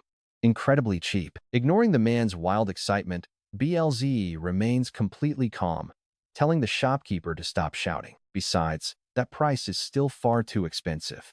Suddenly, the shop door swings open again. The shopkeeper glances at the entrance and calls out, "Please come in." The newcomer mutters under their breath, "Do I seriously need to start looking in a rundown place like this?" He curiously looks over at the doorway and his eyes completely widen. "You are not going to believe this," he mutters to himself, "this guy." Looking closely at the two figures, he immediately realizes who they are. The dwarf behind steps forward, grumbling that if that lure guy had any brains, he would never show up in highly crowded places anyway. Louise grits her teeth in sheer irritation, furious that she has to crawl into this pathetic excuse for a shop just to hunt him down. The dwarf steps up, saying, "Excuse me, shopkeeper. We are looking for a certain person." BLZ glances down, recognizing that fierce temperament, that incredibly rough voice, and most of all, those twin braids.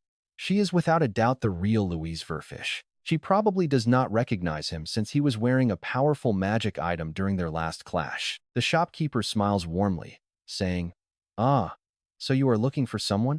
Unfortunately, I have a condition where my memory fails if I do not sell anything." Hearing this, the dwarf gasps in shock. Behind him, the young princess instantly snaps in pure anger. "What did you say, you piece of trash?" She steps up, pointing her sharp dagger right at him, warning that he clearly does not understand the situation. "How dare you blackmail me?" Although terrified, the shopkeeper stammers out that murder is strictly forbidden inside the capital. The dwarf quickly tries to hold her back, begging her to stop. But the old man keeps talking. "If you want to threaten me, at least buy something first. What do you say?" The princess screams back, "Are you completely insane?" The old man calmly replies, "If you buy just 1 item, I will gladly accept whatever punishment you give." Surprised, She blinks and mutters, "What did you say?" Then she bursts into a loud laugh, finding him quite amusing. "Fine. Show me what you have got." The shopkeeper immediately starts his sales pitch, pulling out an ace set, calling it highly useful for master dwarves. Priced at just 3 gold coins. A simple clay pot? Staring at the jar the old man holds out, BLZE gets incredibly annoyed. What a total scammer. Without any hesitation, Luis throws down 3 gold coins, telling him, "Fine, here is 3 gold." Seeing the gold, the shopkeeper's eyes light up. "Thank you. Blessings upon you." Luis immediately cuts straight to the chase. "Now tell me, has any dwarf stopped by your shop recently?" He is named, but the boss interrupts, saying it is my first time hearing that name. However, there is a deer leaf shop right next to the central square. That place is pretty famous, and Smith's visiting the A. Can Kingdom always stop by? Maybe someone over there knows something? Getting the info, she nods. "Not bad. Let us go." Then she turns to leave, muttering mockingly about how utterly pathetic their behavior is. Watching the two of them walk away, he turns to the shop owner with a grin. "Not bad at all. Selling a pile of absolute garbage for 3 gold coins, you have got some real balls." The owner smugly replies, "Lucky for you, you kept quiet." She looked like some rich noble lady, so I knew she would throw 3 gold coins around without a second thought. Besides, she cannot just kill me without a good reason, can she? Flipping the 3 gold coins, he shoots a suspicious look his way. "Seems like you have got an eye for business. Hand over 10 gold coins, and maybe I will let you in on a little secret." Looking into those greedy eyes, he realizes this guy is a masterclass swindler. His manipulation skills are actually pretty impressive. Honestly, I kinda like that about him. He speaks up, "Go to the Kim and Guet Merchant Guild and say the mountain has arrived, they will take you in." This cryptic offer leaves him utterly confused. Are you with Kim Guy yet? That trashy place is literally on the verge of bankruptcy. Why should someone with a bright future like me join them? Our guy asks back, "You want to know why you must go? Because the customer you just scammed is actually Louise VF." The moment those words land, the 2 vials in his hand slip and shatter on the floor. His voice starts shaking. "That is the mad dog princess of the V-list V family. What do you want from me?" Getting exactly what he wanted, he tosses a gold coin. "I already told you. Join Kim and Guayet Guild and Luong Hang Thang for 1 gold. Refuse, and I will call Louise right back here." Just hearing her name sends a wave of pure terror through him. He instantly clasps his hands, begging, "I will do it. Literally anything but that." Then his face flips, and he yells out, "Did you really think I would say that?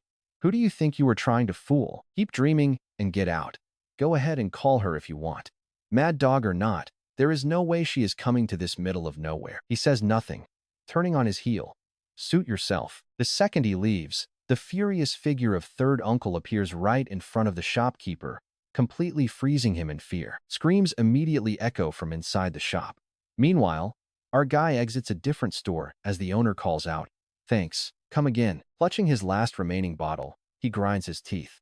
Even these suburban shops are only selling low-grade lotus powder. That swindler was a complete nightmare. But look at this, a voice suddenly interrupts his thoughts from behind. Luis walks over and smiles. "Oh, so you were still around? Thanks for the help back there. I got my money back because of you." He replies, "Do not worry about it.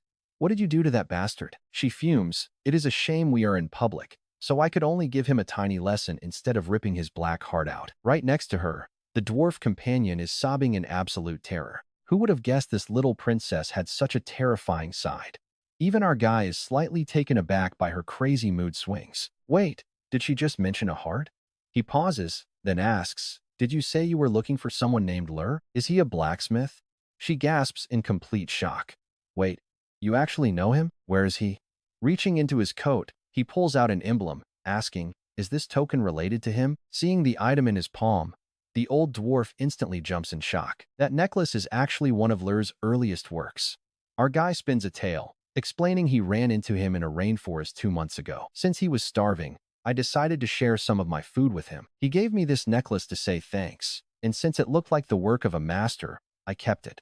Hearing his completely fabricated story, Louise literally starts trembling. She tightly clenches her fists, whispering, "I owe you another huge debt. Under normal terms, I would throw a massive 5-day royal feast for you."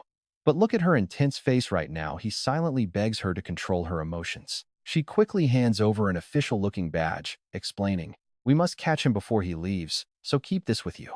It is a legendary token that gets you the best gear in the Dwarf Kingdom." Taking it, He says, "Sounds pretty useful. I will take it." As they walk away, the dwarf asks, "What is next?"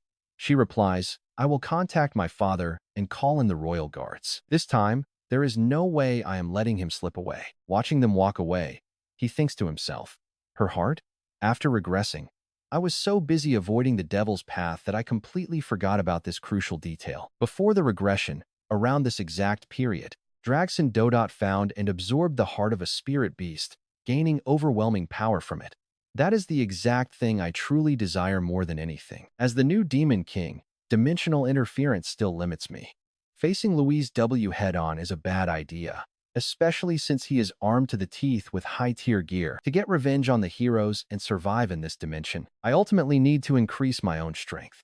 And honestly, watch this.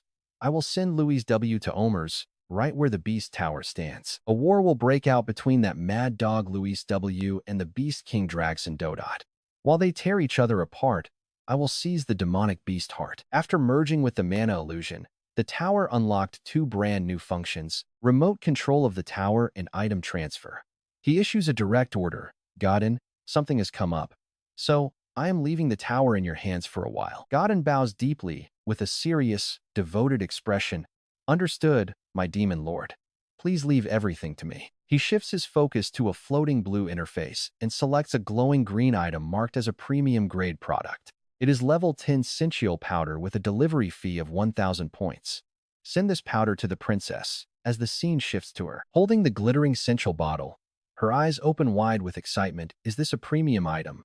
Did you have to go all the way to the Kingdom?" Standing next to her, Godin looks cold and detached in his dark outfit as he replies, "Of course it is a top-tier product. The Demon King obtained this himself, so use it wisely.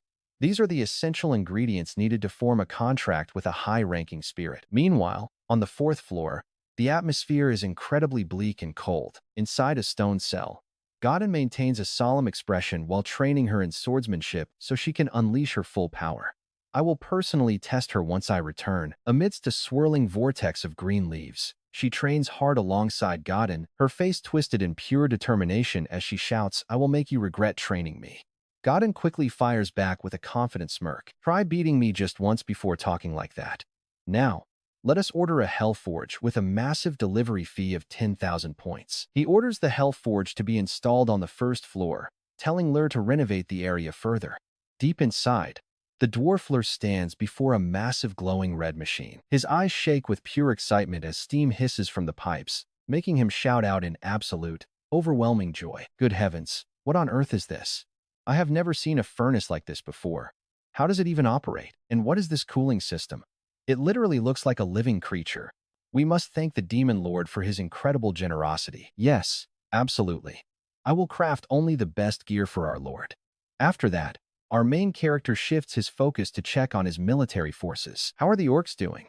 Godin voice rings out, showing green-skinned orcs standing triumphantly over piles of monster corpses on the snowy mountain peaks. "We have successfully unified 3 entire tribes, and our total numbers have already doubled. They have grown strong enough to hunt almost any monster in the mountains," making Beje Dias nod with satisfaction. "Good. Keep the tower in perfect order until I get back."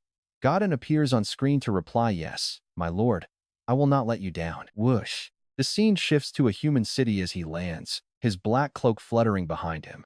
And you have to admit, managing his entire tower remotely like this is an insanely useful trick. Next, he contacts Hillan as a hologram screen suddenly pops up right in front of him while he is on the run. "Lord, can you hear me?" Our main character replies instantly, "What is going on?" Privately, he wonders how the timing could possibly be this perfect. Control over the Golden Moon Merchant Guild is fully complete. From now on, the Golden Moon Guild will be managed by a man, the Dark Knights, and the Dark Mages. Hillan stands up, adjusts his jacket, and begins reporting on his current situation. "Since I, one of the 10 stars, am providing backing, the Guildmaster has handed his position over to my son. I also confirmed that a single failure does not wash away the reputation of the 10 stars so easily." He replies briefly, "Good job. Next, send a message to Granada. Tell him we will provide funding through the Golden Moon Merchant Guild, so he needs to buy up every single spirit slave on the entire continent." Hillan stares at the screen completely dazed, muttering, "Buying spirit slaves?" Beje Dias narrows his eyes, which glow with a sinister red light as he gives another instruction also, I am sending a con artist named Jettison to your guild. He will be quite useful, so put him to work. Hillan blinks in pure confusion. Wait, a con artist? In a dark corner, a bruised man wearing a beanie is cowering in total terror. This pathetic guy is Jettison. Beje Dias speaks with deep malice as he explains. Yes, he is the bastard who dared to scam Luis W. And I have already uncovered his identity. If he does not show up within a month, I am sending an assassin to erase him completely. Jettison clasps his hands together, sobbing quietly in terror. The scene shifts to the sunlit training grounds of Ho W, where dozens of people are practicing their swordsmanship. Granada stands watching them closely, speaking directly into his communication device. Is that really true? You want to buy all of my people? Yes, I understand. I will gather them as quickly as humanly possible. Granada is totally torn inside, sweat dripping down his face. Sure, saving his people is great news. But at what cost? But handing them over to the Demon King means they will probably end up as spies, just like him.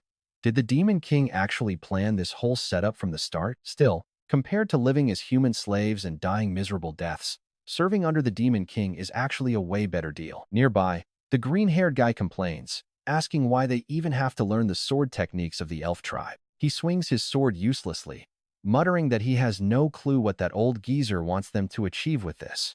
The green-haired guy adds that the old man just loves bragging about being hundreds of years older. He whispers that the captain is not paying attention, so they should make a run for it. Another voice agrees. After all, the deputy captain is their real leader. If he leaves, they will follow him anywhere. With that, the group creeps away, and here is where it gets wild. While they try to sneak away, Granada raises his hand, releasing a freezing green glow. Thickets of sharp vines wrap tightly around the deputy captain, making him scream. He begs Granada to stop and not humiliate him in front of the crew. But why is he the only one targeted? While he is tied up, his comrades are frantically swinging their swords. Watching this total chaos on screen, Hillan can only ask. She wonders what on earth is happening. Granada quickly turns away to hide the torture, saying it is nothing. When asked what the Demon King plans to do next, Hillan just shrugs.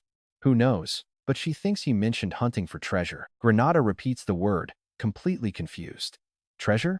Meanwhile, deep within the lush, wet rainforest of the Omic Kingdom, Princess Louis is actively marching her forces through the dense jungle. Frustration is written all over her face. Her dwarf subordinate speaks up, warning that they just received an ultimatum from Omad, ordering them to withdraw their troops immediately. Princess Louise keeps marching, shouting back that she has not found that bastard yet. Her subordinate replies they have already searched every authorized area. She grits her teeth, snapping that there is still one place left unchecked. The dwarf freezes, his eyes widening in sheer realization. Surely she does not mean that place. Princess Louise gazes toward a dark, menacing peak looming in the distance. Beast Mountain. Instantly, panic spreads like wildfire through her troops as the dwarf waves his hands frantically. He warns that it is the terrifying territory of the Beast Demon King.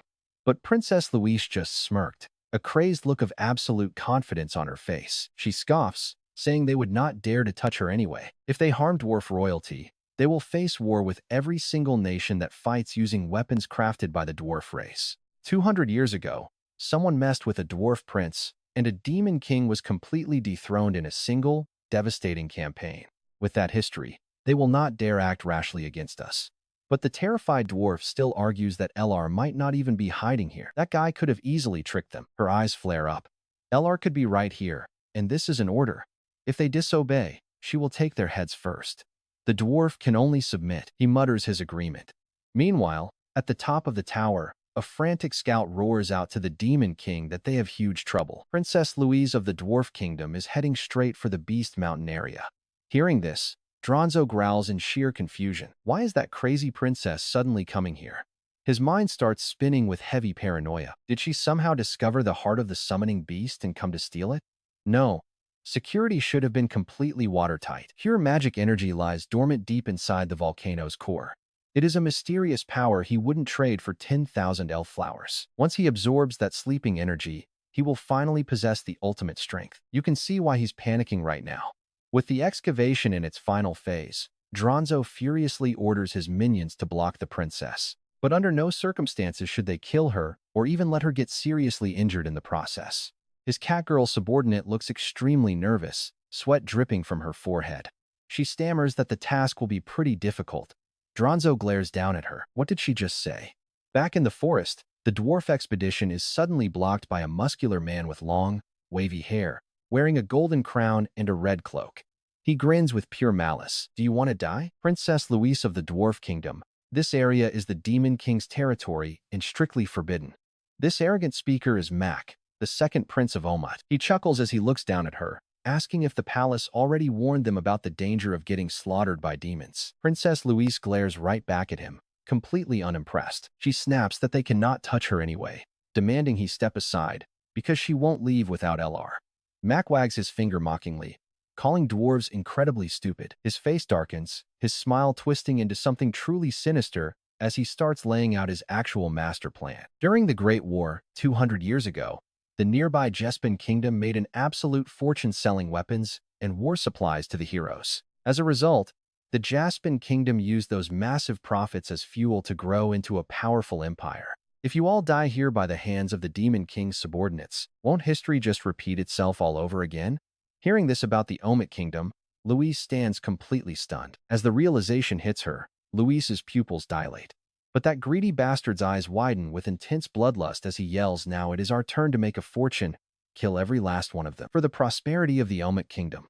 Louise grits her teeth as her powerful aura erupts, shouting, "If you want to die, step up first." Inside the tower, the Lynx girl continues her urgent report. Those cowardly monkeys, the dwarves, are about to be killed. Draxon drops his jaw in pure shock, shouting, "What?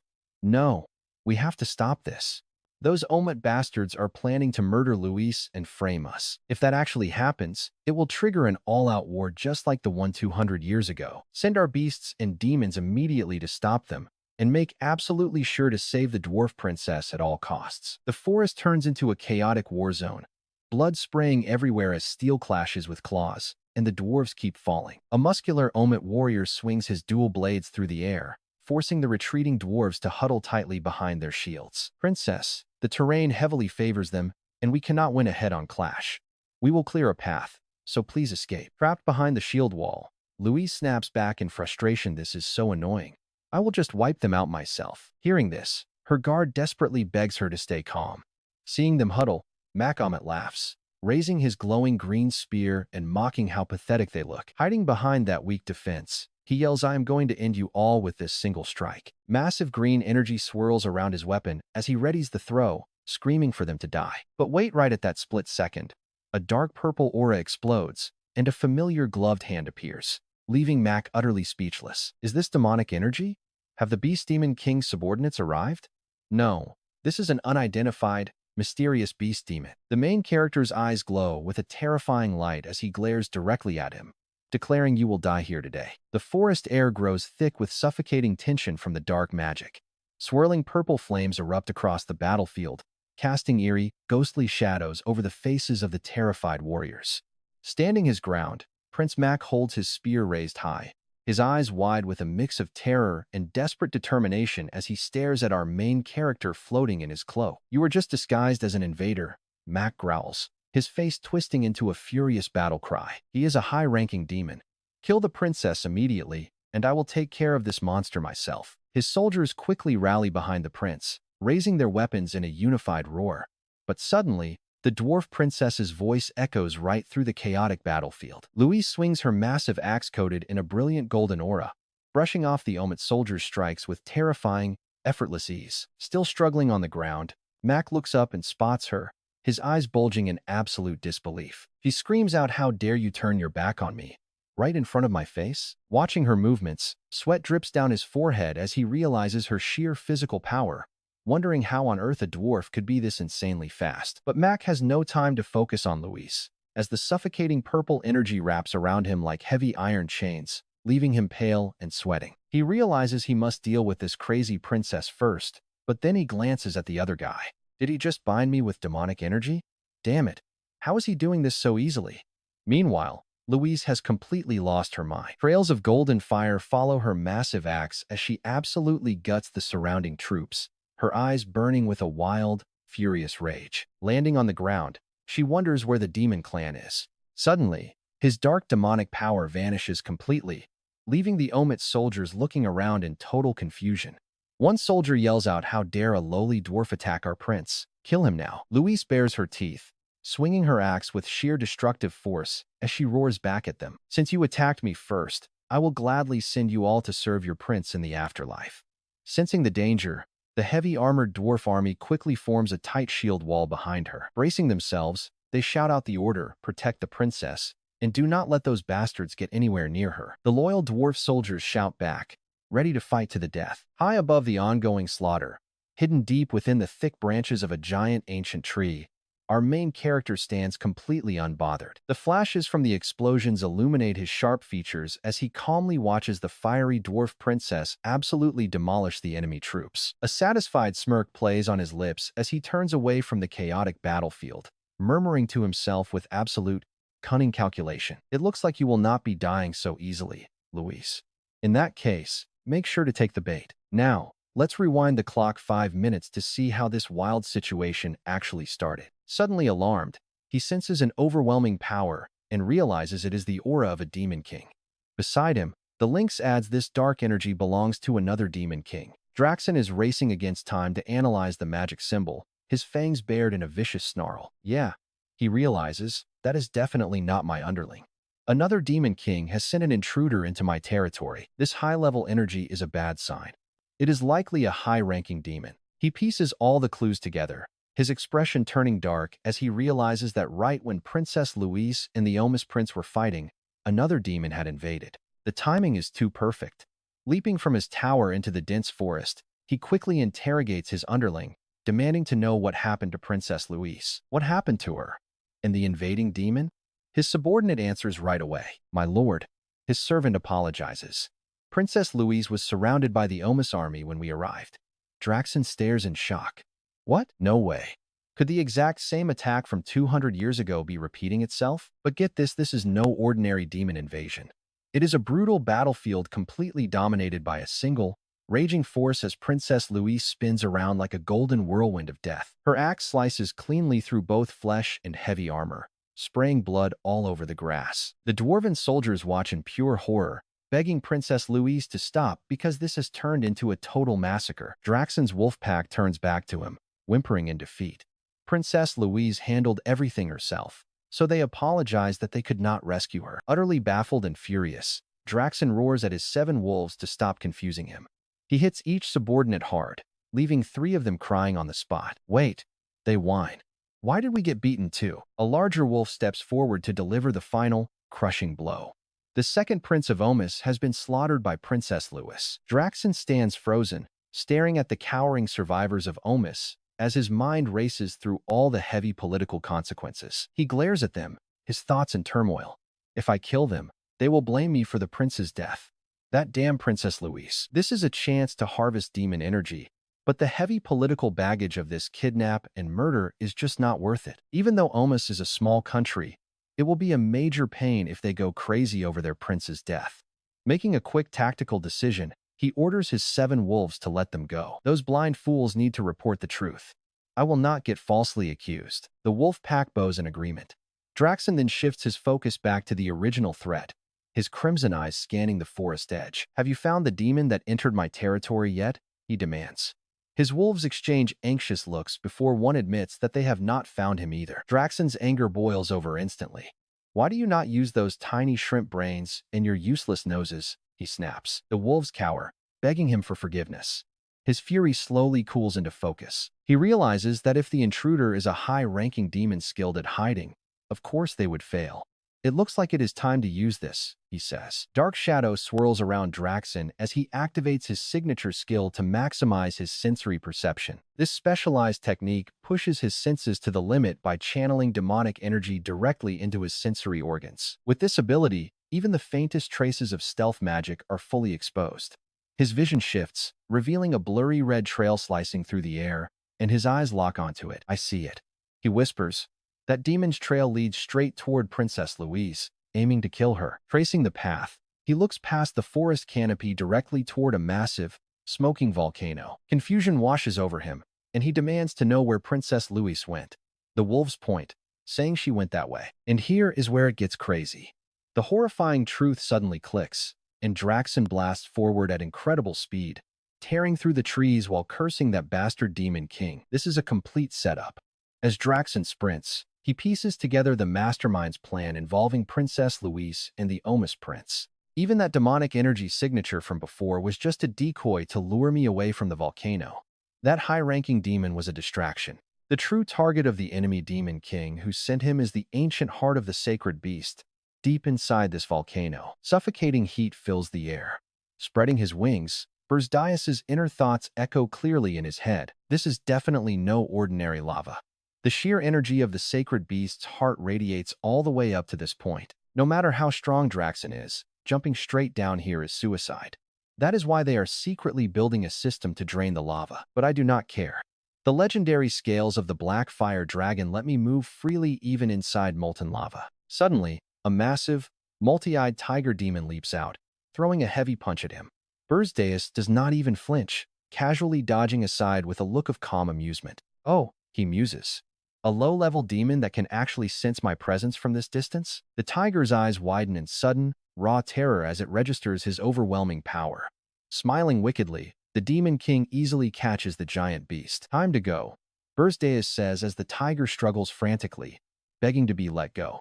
With a casual flick of his wrist, he tosses the beast down. The tiger screams as Beje Dias dives down right after it, a dark, triumphant grin spreading across his face. After absorbing the heart of the sacred beast in his past life, that bastard Draxen gained a pretty insane recovery rate. I wonder which sacred beast's heart he has actually absorbed. As he speaks, the lava begins to glow with a blinding divine light. A massive figure made of pure fire rises from the river, leaving his eyes wide with shock. It turns out to be a phoenix corpse. Suddenly, a memory flashes in his mind, taking him back to a dimly lit library. Back in my days at the Demon King Academy, I stumbled upon records confirming these phoenixes actually exist across different dimensions. Phoenixes are divine beasts that can easily cross through different dimensions. They become absolute rulers at the peak of their own worlds, even if their individual power levels vary quite a bit. But there is one common thread: every demon king who managed to absorb a phoenix became powerful enough to carve their name into demon history. He reaches out with his clawed hand, his smile widening with pure greed and absolute triumph. Thank you, Draxen. I made it here only because you absorbed the phoenix in our past life. The only power I have ever envied is finally going to be mine. He absorbs the glowing core, sending a massive pillar of fire shooting upward, shaking the very foundation of the volcano outside. Draxen pants heavily, desperately trying to figure out who is behind this. Which bastard actually knows about my phoenix? Could it be that nameless bastard who gained absolutely nothing from this, since there are no high-level demons left? Aside from his deputy locked up in the tower, there is no way a rookie demon king would know this. My security was never careless. He rushes forward, leaving the guards staring in absolute shock, wondering why their demon king is suddenly here. Draxen storms past the confused bear guards, ignoring their questions as he violently shoves them aside. His mind races to eliminate potential suspects like Ugra. No, it is not him either. Ugra is not nearly smart enough to plan this. Renia is from the Blue Frostbone clan. A fire phoenix would be poison to her, which leaves only one bastard. He roars at those around him, demanding to know if the sacred beast is safe, and the guard bows respectfully, saying it is. But then the guard points toward the bubbling lava with a confused look, explaining that Brother Tiger suddenly fell into the magma. And just like that, Draxen's entire world stops as his pupils shrink in absolute terror. What? No, get him out immediately, he screams, realizing the bastard is trying to steal his phoenix. The guard tries to hold him back, asking what is wrong. Look out, my king, someone warns, right before a massive explosion of golden flames erupts from the pit, filling the entire cavern. Draxen's bloodshot eyes widen to their absolute limit, burning with a deep hatred beyond words. Meanwhile, far away under a peaceful sunset, his new companion and the dwarf princess look up at the sky, completely unaware of the massive shift in global power. Far away in Granada, the hero Canon and the first princess seem to sense something. Gazing up at the orange sunset sky, Draxen lets out a monstrous roar that shakes the sky, completely certain of what is actually a totally wrong assumption. Draxen, you absolute bastard.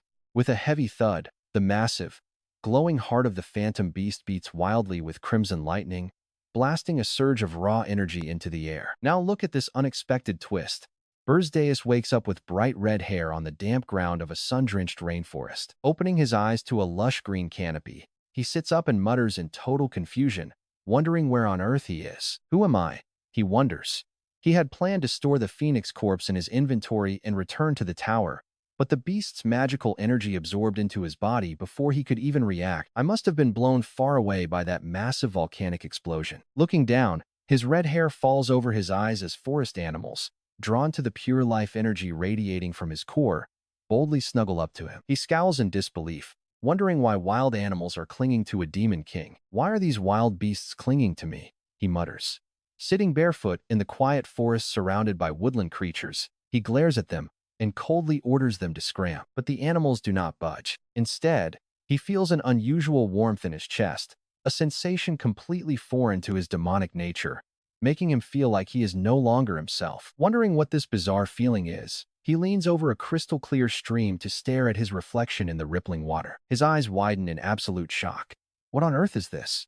Meanwhile, in the distant kingdom of Omus, a majestic stone pyramid towers over the forest. Inside the sunlit halls, Princess Louise kneels before the majestic throne. With a heavy heart, she recounts the tragic events, explaining how Prince Macomud and his brave warriors saved them from the Beast Demon King's subordinates. But the King of Omus raises his hand, his expression solemn. He silences her, declaring that he raised his son to be a brave warrior, and there is no greater glory than falling in battle while protecting the weak. Now, notify the Hero Association immediately to prepare an expedition to execute that vile Beast Demon King. The heavy armored guards rush off as they shout yes in unison. And just like that, we are back in the peaceful forest. A magical communication device starts ringing. Far away in a luxurious office, Hillen stares at the floating blue screen in absolute, utter confusion. He hesitantly asks, I have something to report. Wait, who even are you? Beje Dias is sitting completely naked with a bird casually resting on his head as he answers in a flat tone, I am your master. I just look a bit different due to a few circumstances, so ignore that and report. Hillen adjusts his posture, his expression turning serious as he delivers the intel. Right now, under King Omut's orders, they are planning a massive expedition of elite heroes. His mind races. Beje Dias closes his eyes to quickly process this sudden political shift. It makes perfect sense now. Hillen continues to share details about the incoming threat. The expedition leader is Lager, who is also a 10-star hero. She is a top-tier battle mage, specializing in fire magic. The commander is a fellow 10-star warrior named valedictorian. He is a man who climbed to the absolute peak through pure strength. Out of 500 troops, 200 are true warriors. Their only goal is to conquer the Beast Demon King. They plan to attack the Beast Tower right after gathering. Beje Dias stands up in the forest, his eyes calculating. 200 heroes? Far more than expected. Hillen explains the breakdown of those 200 heroes in detail. The only 10-star powerhouses are Lager and valedictorian, a formidable, heavily built warrior radiating a massive blue aura of pure martial energy. He narrows his eyes, immediately deducing the complex political currents that are driving humanity's moves. Only 2 out of 200 are actually 10-star heroes. Hillen adds that those who do not want the Beast Demon King dead are actively pulling strings behind the scenes.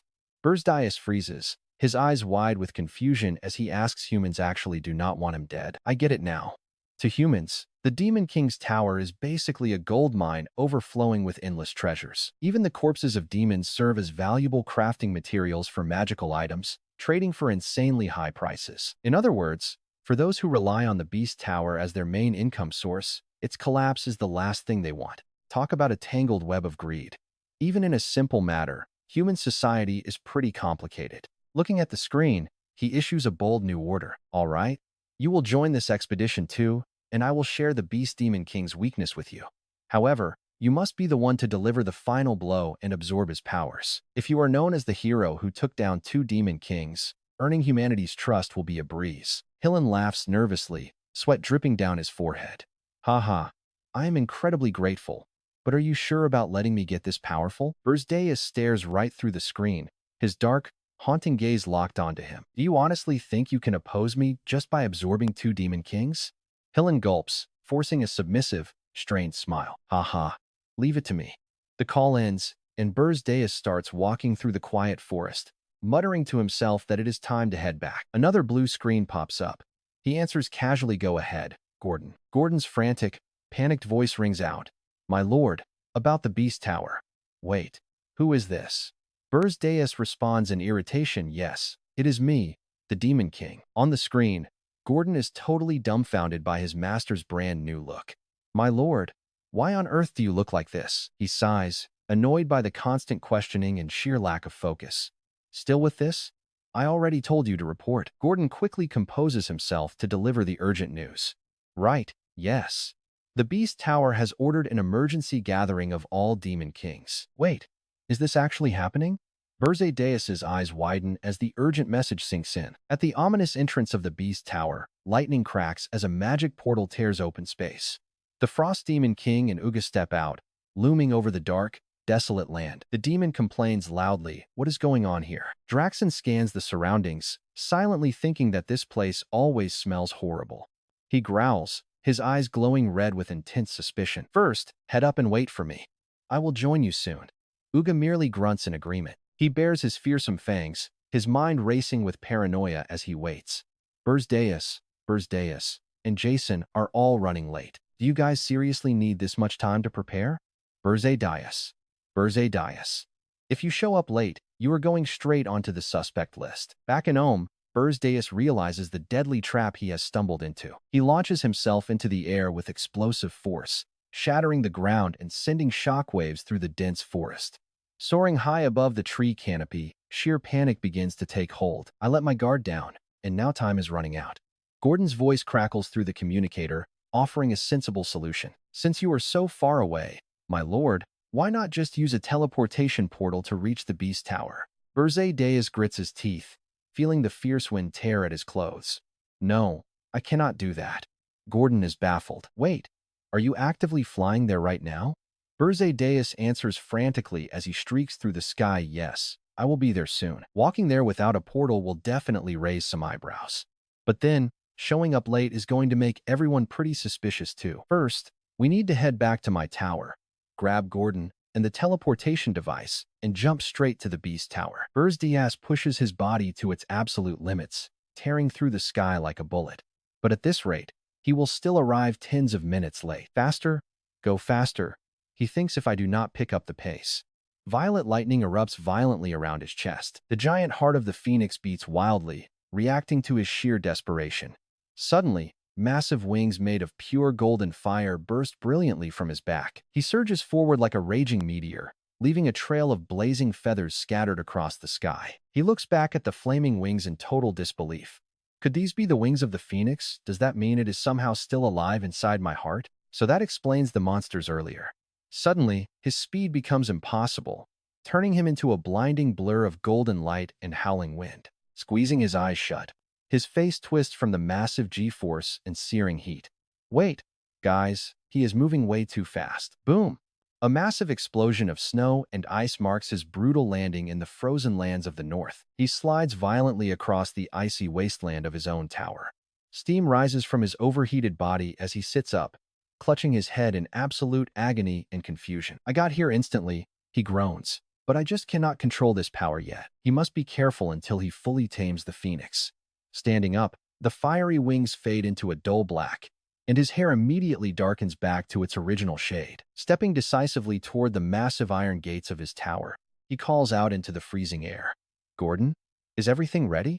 Then he wonders, did the phoenix burn through all its energy and fall back asleep? Gordon responds immediately, confirming that he is on the first floor right now. Beje Dias orders with a firm tone, get down here immediately. His face hardens into his usual calculating mask as he prepares for the political schemes ahead, declaring they will move to the Beast Tower right now. Meanwhile, back at the Ohm Pyramid, a massive crowd of human heroes has already gathered. The air buzzes with whispers and awe as they stare at a certain figure.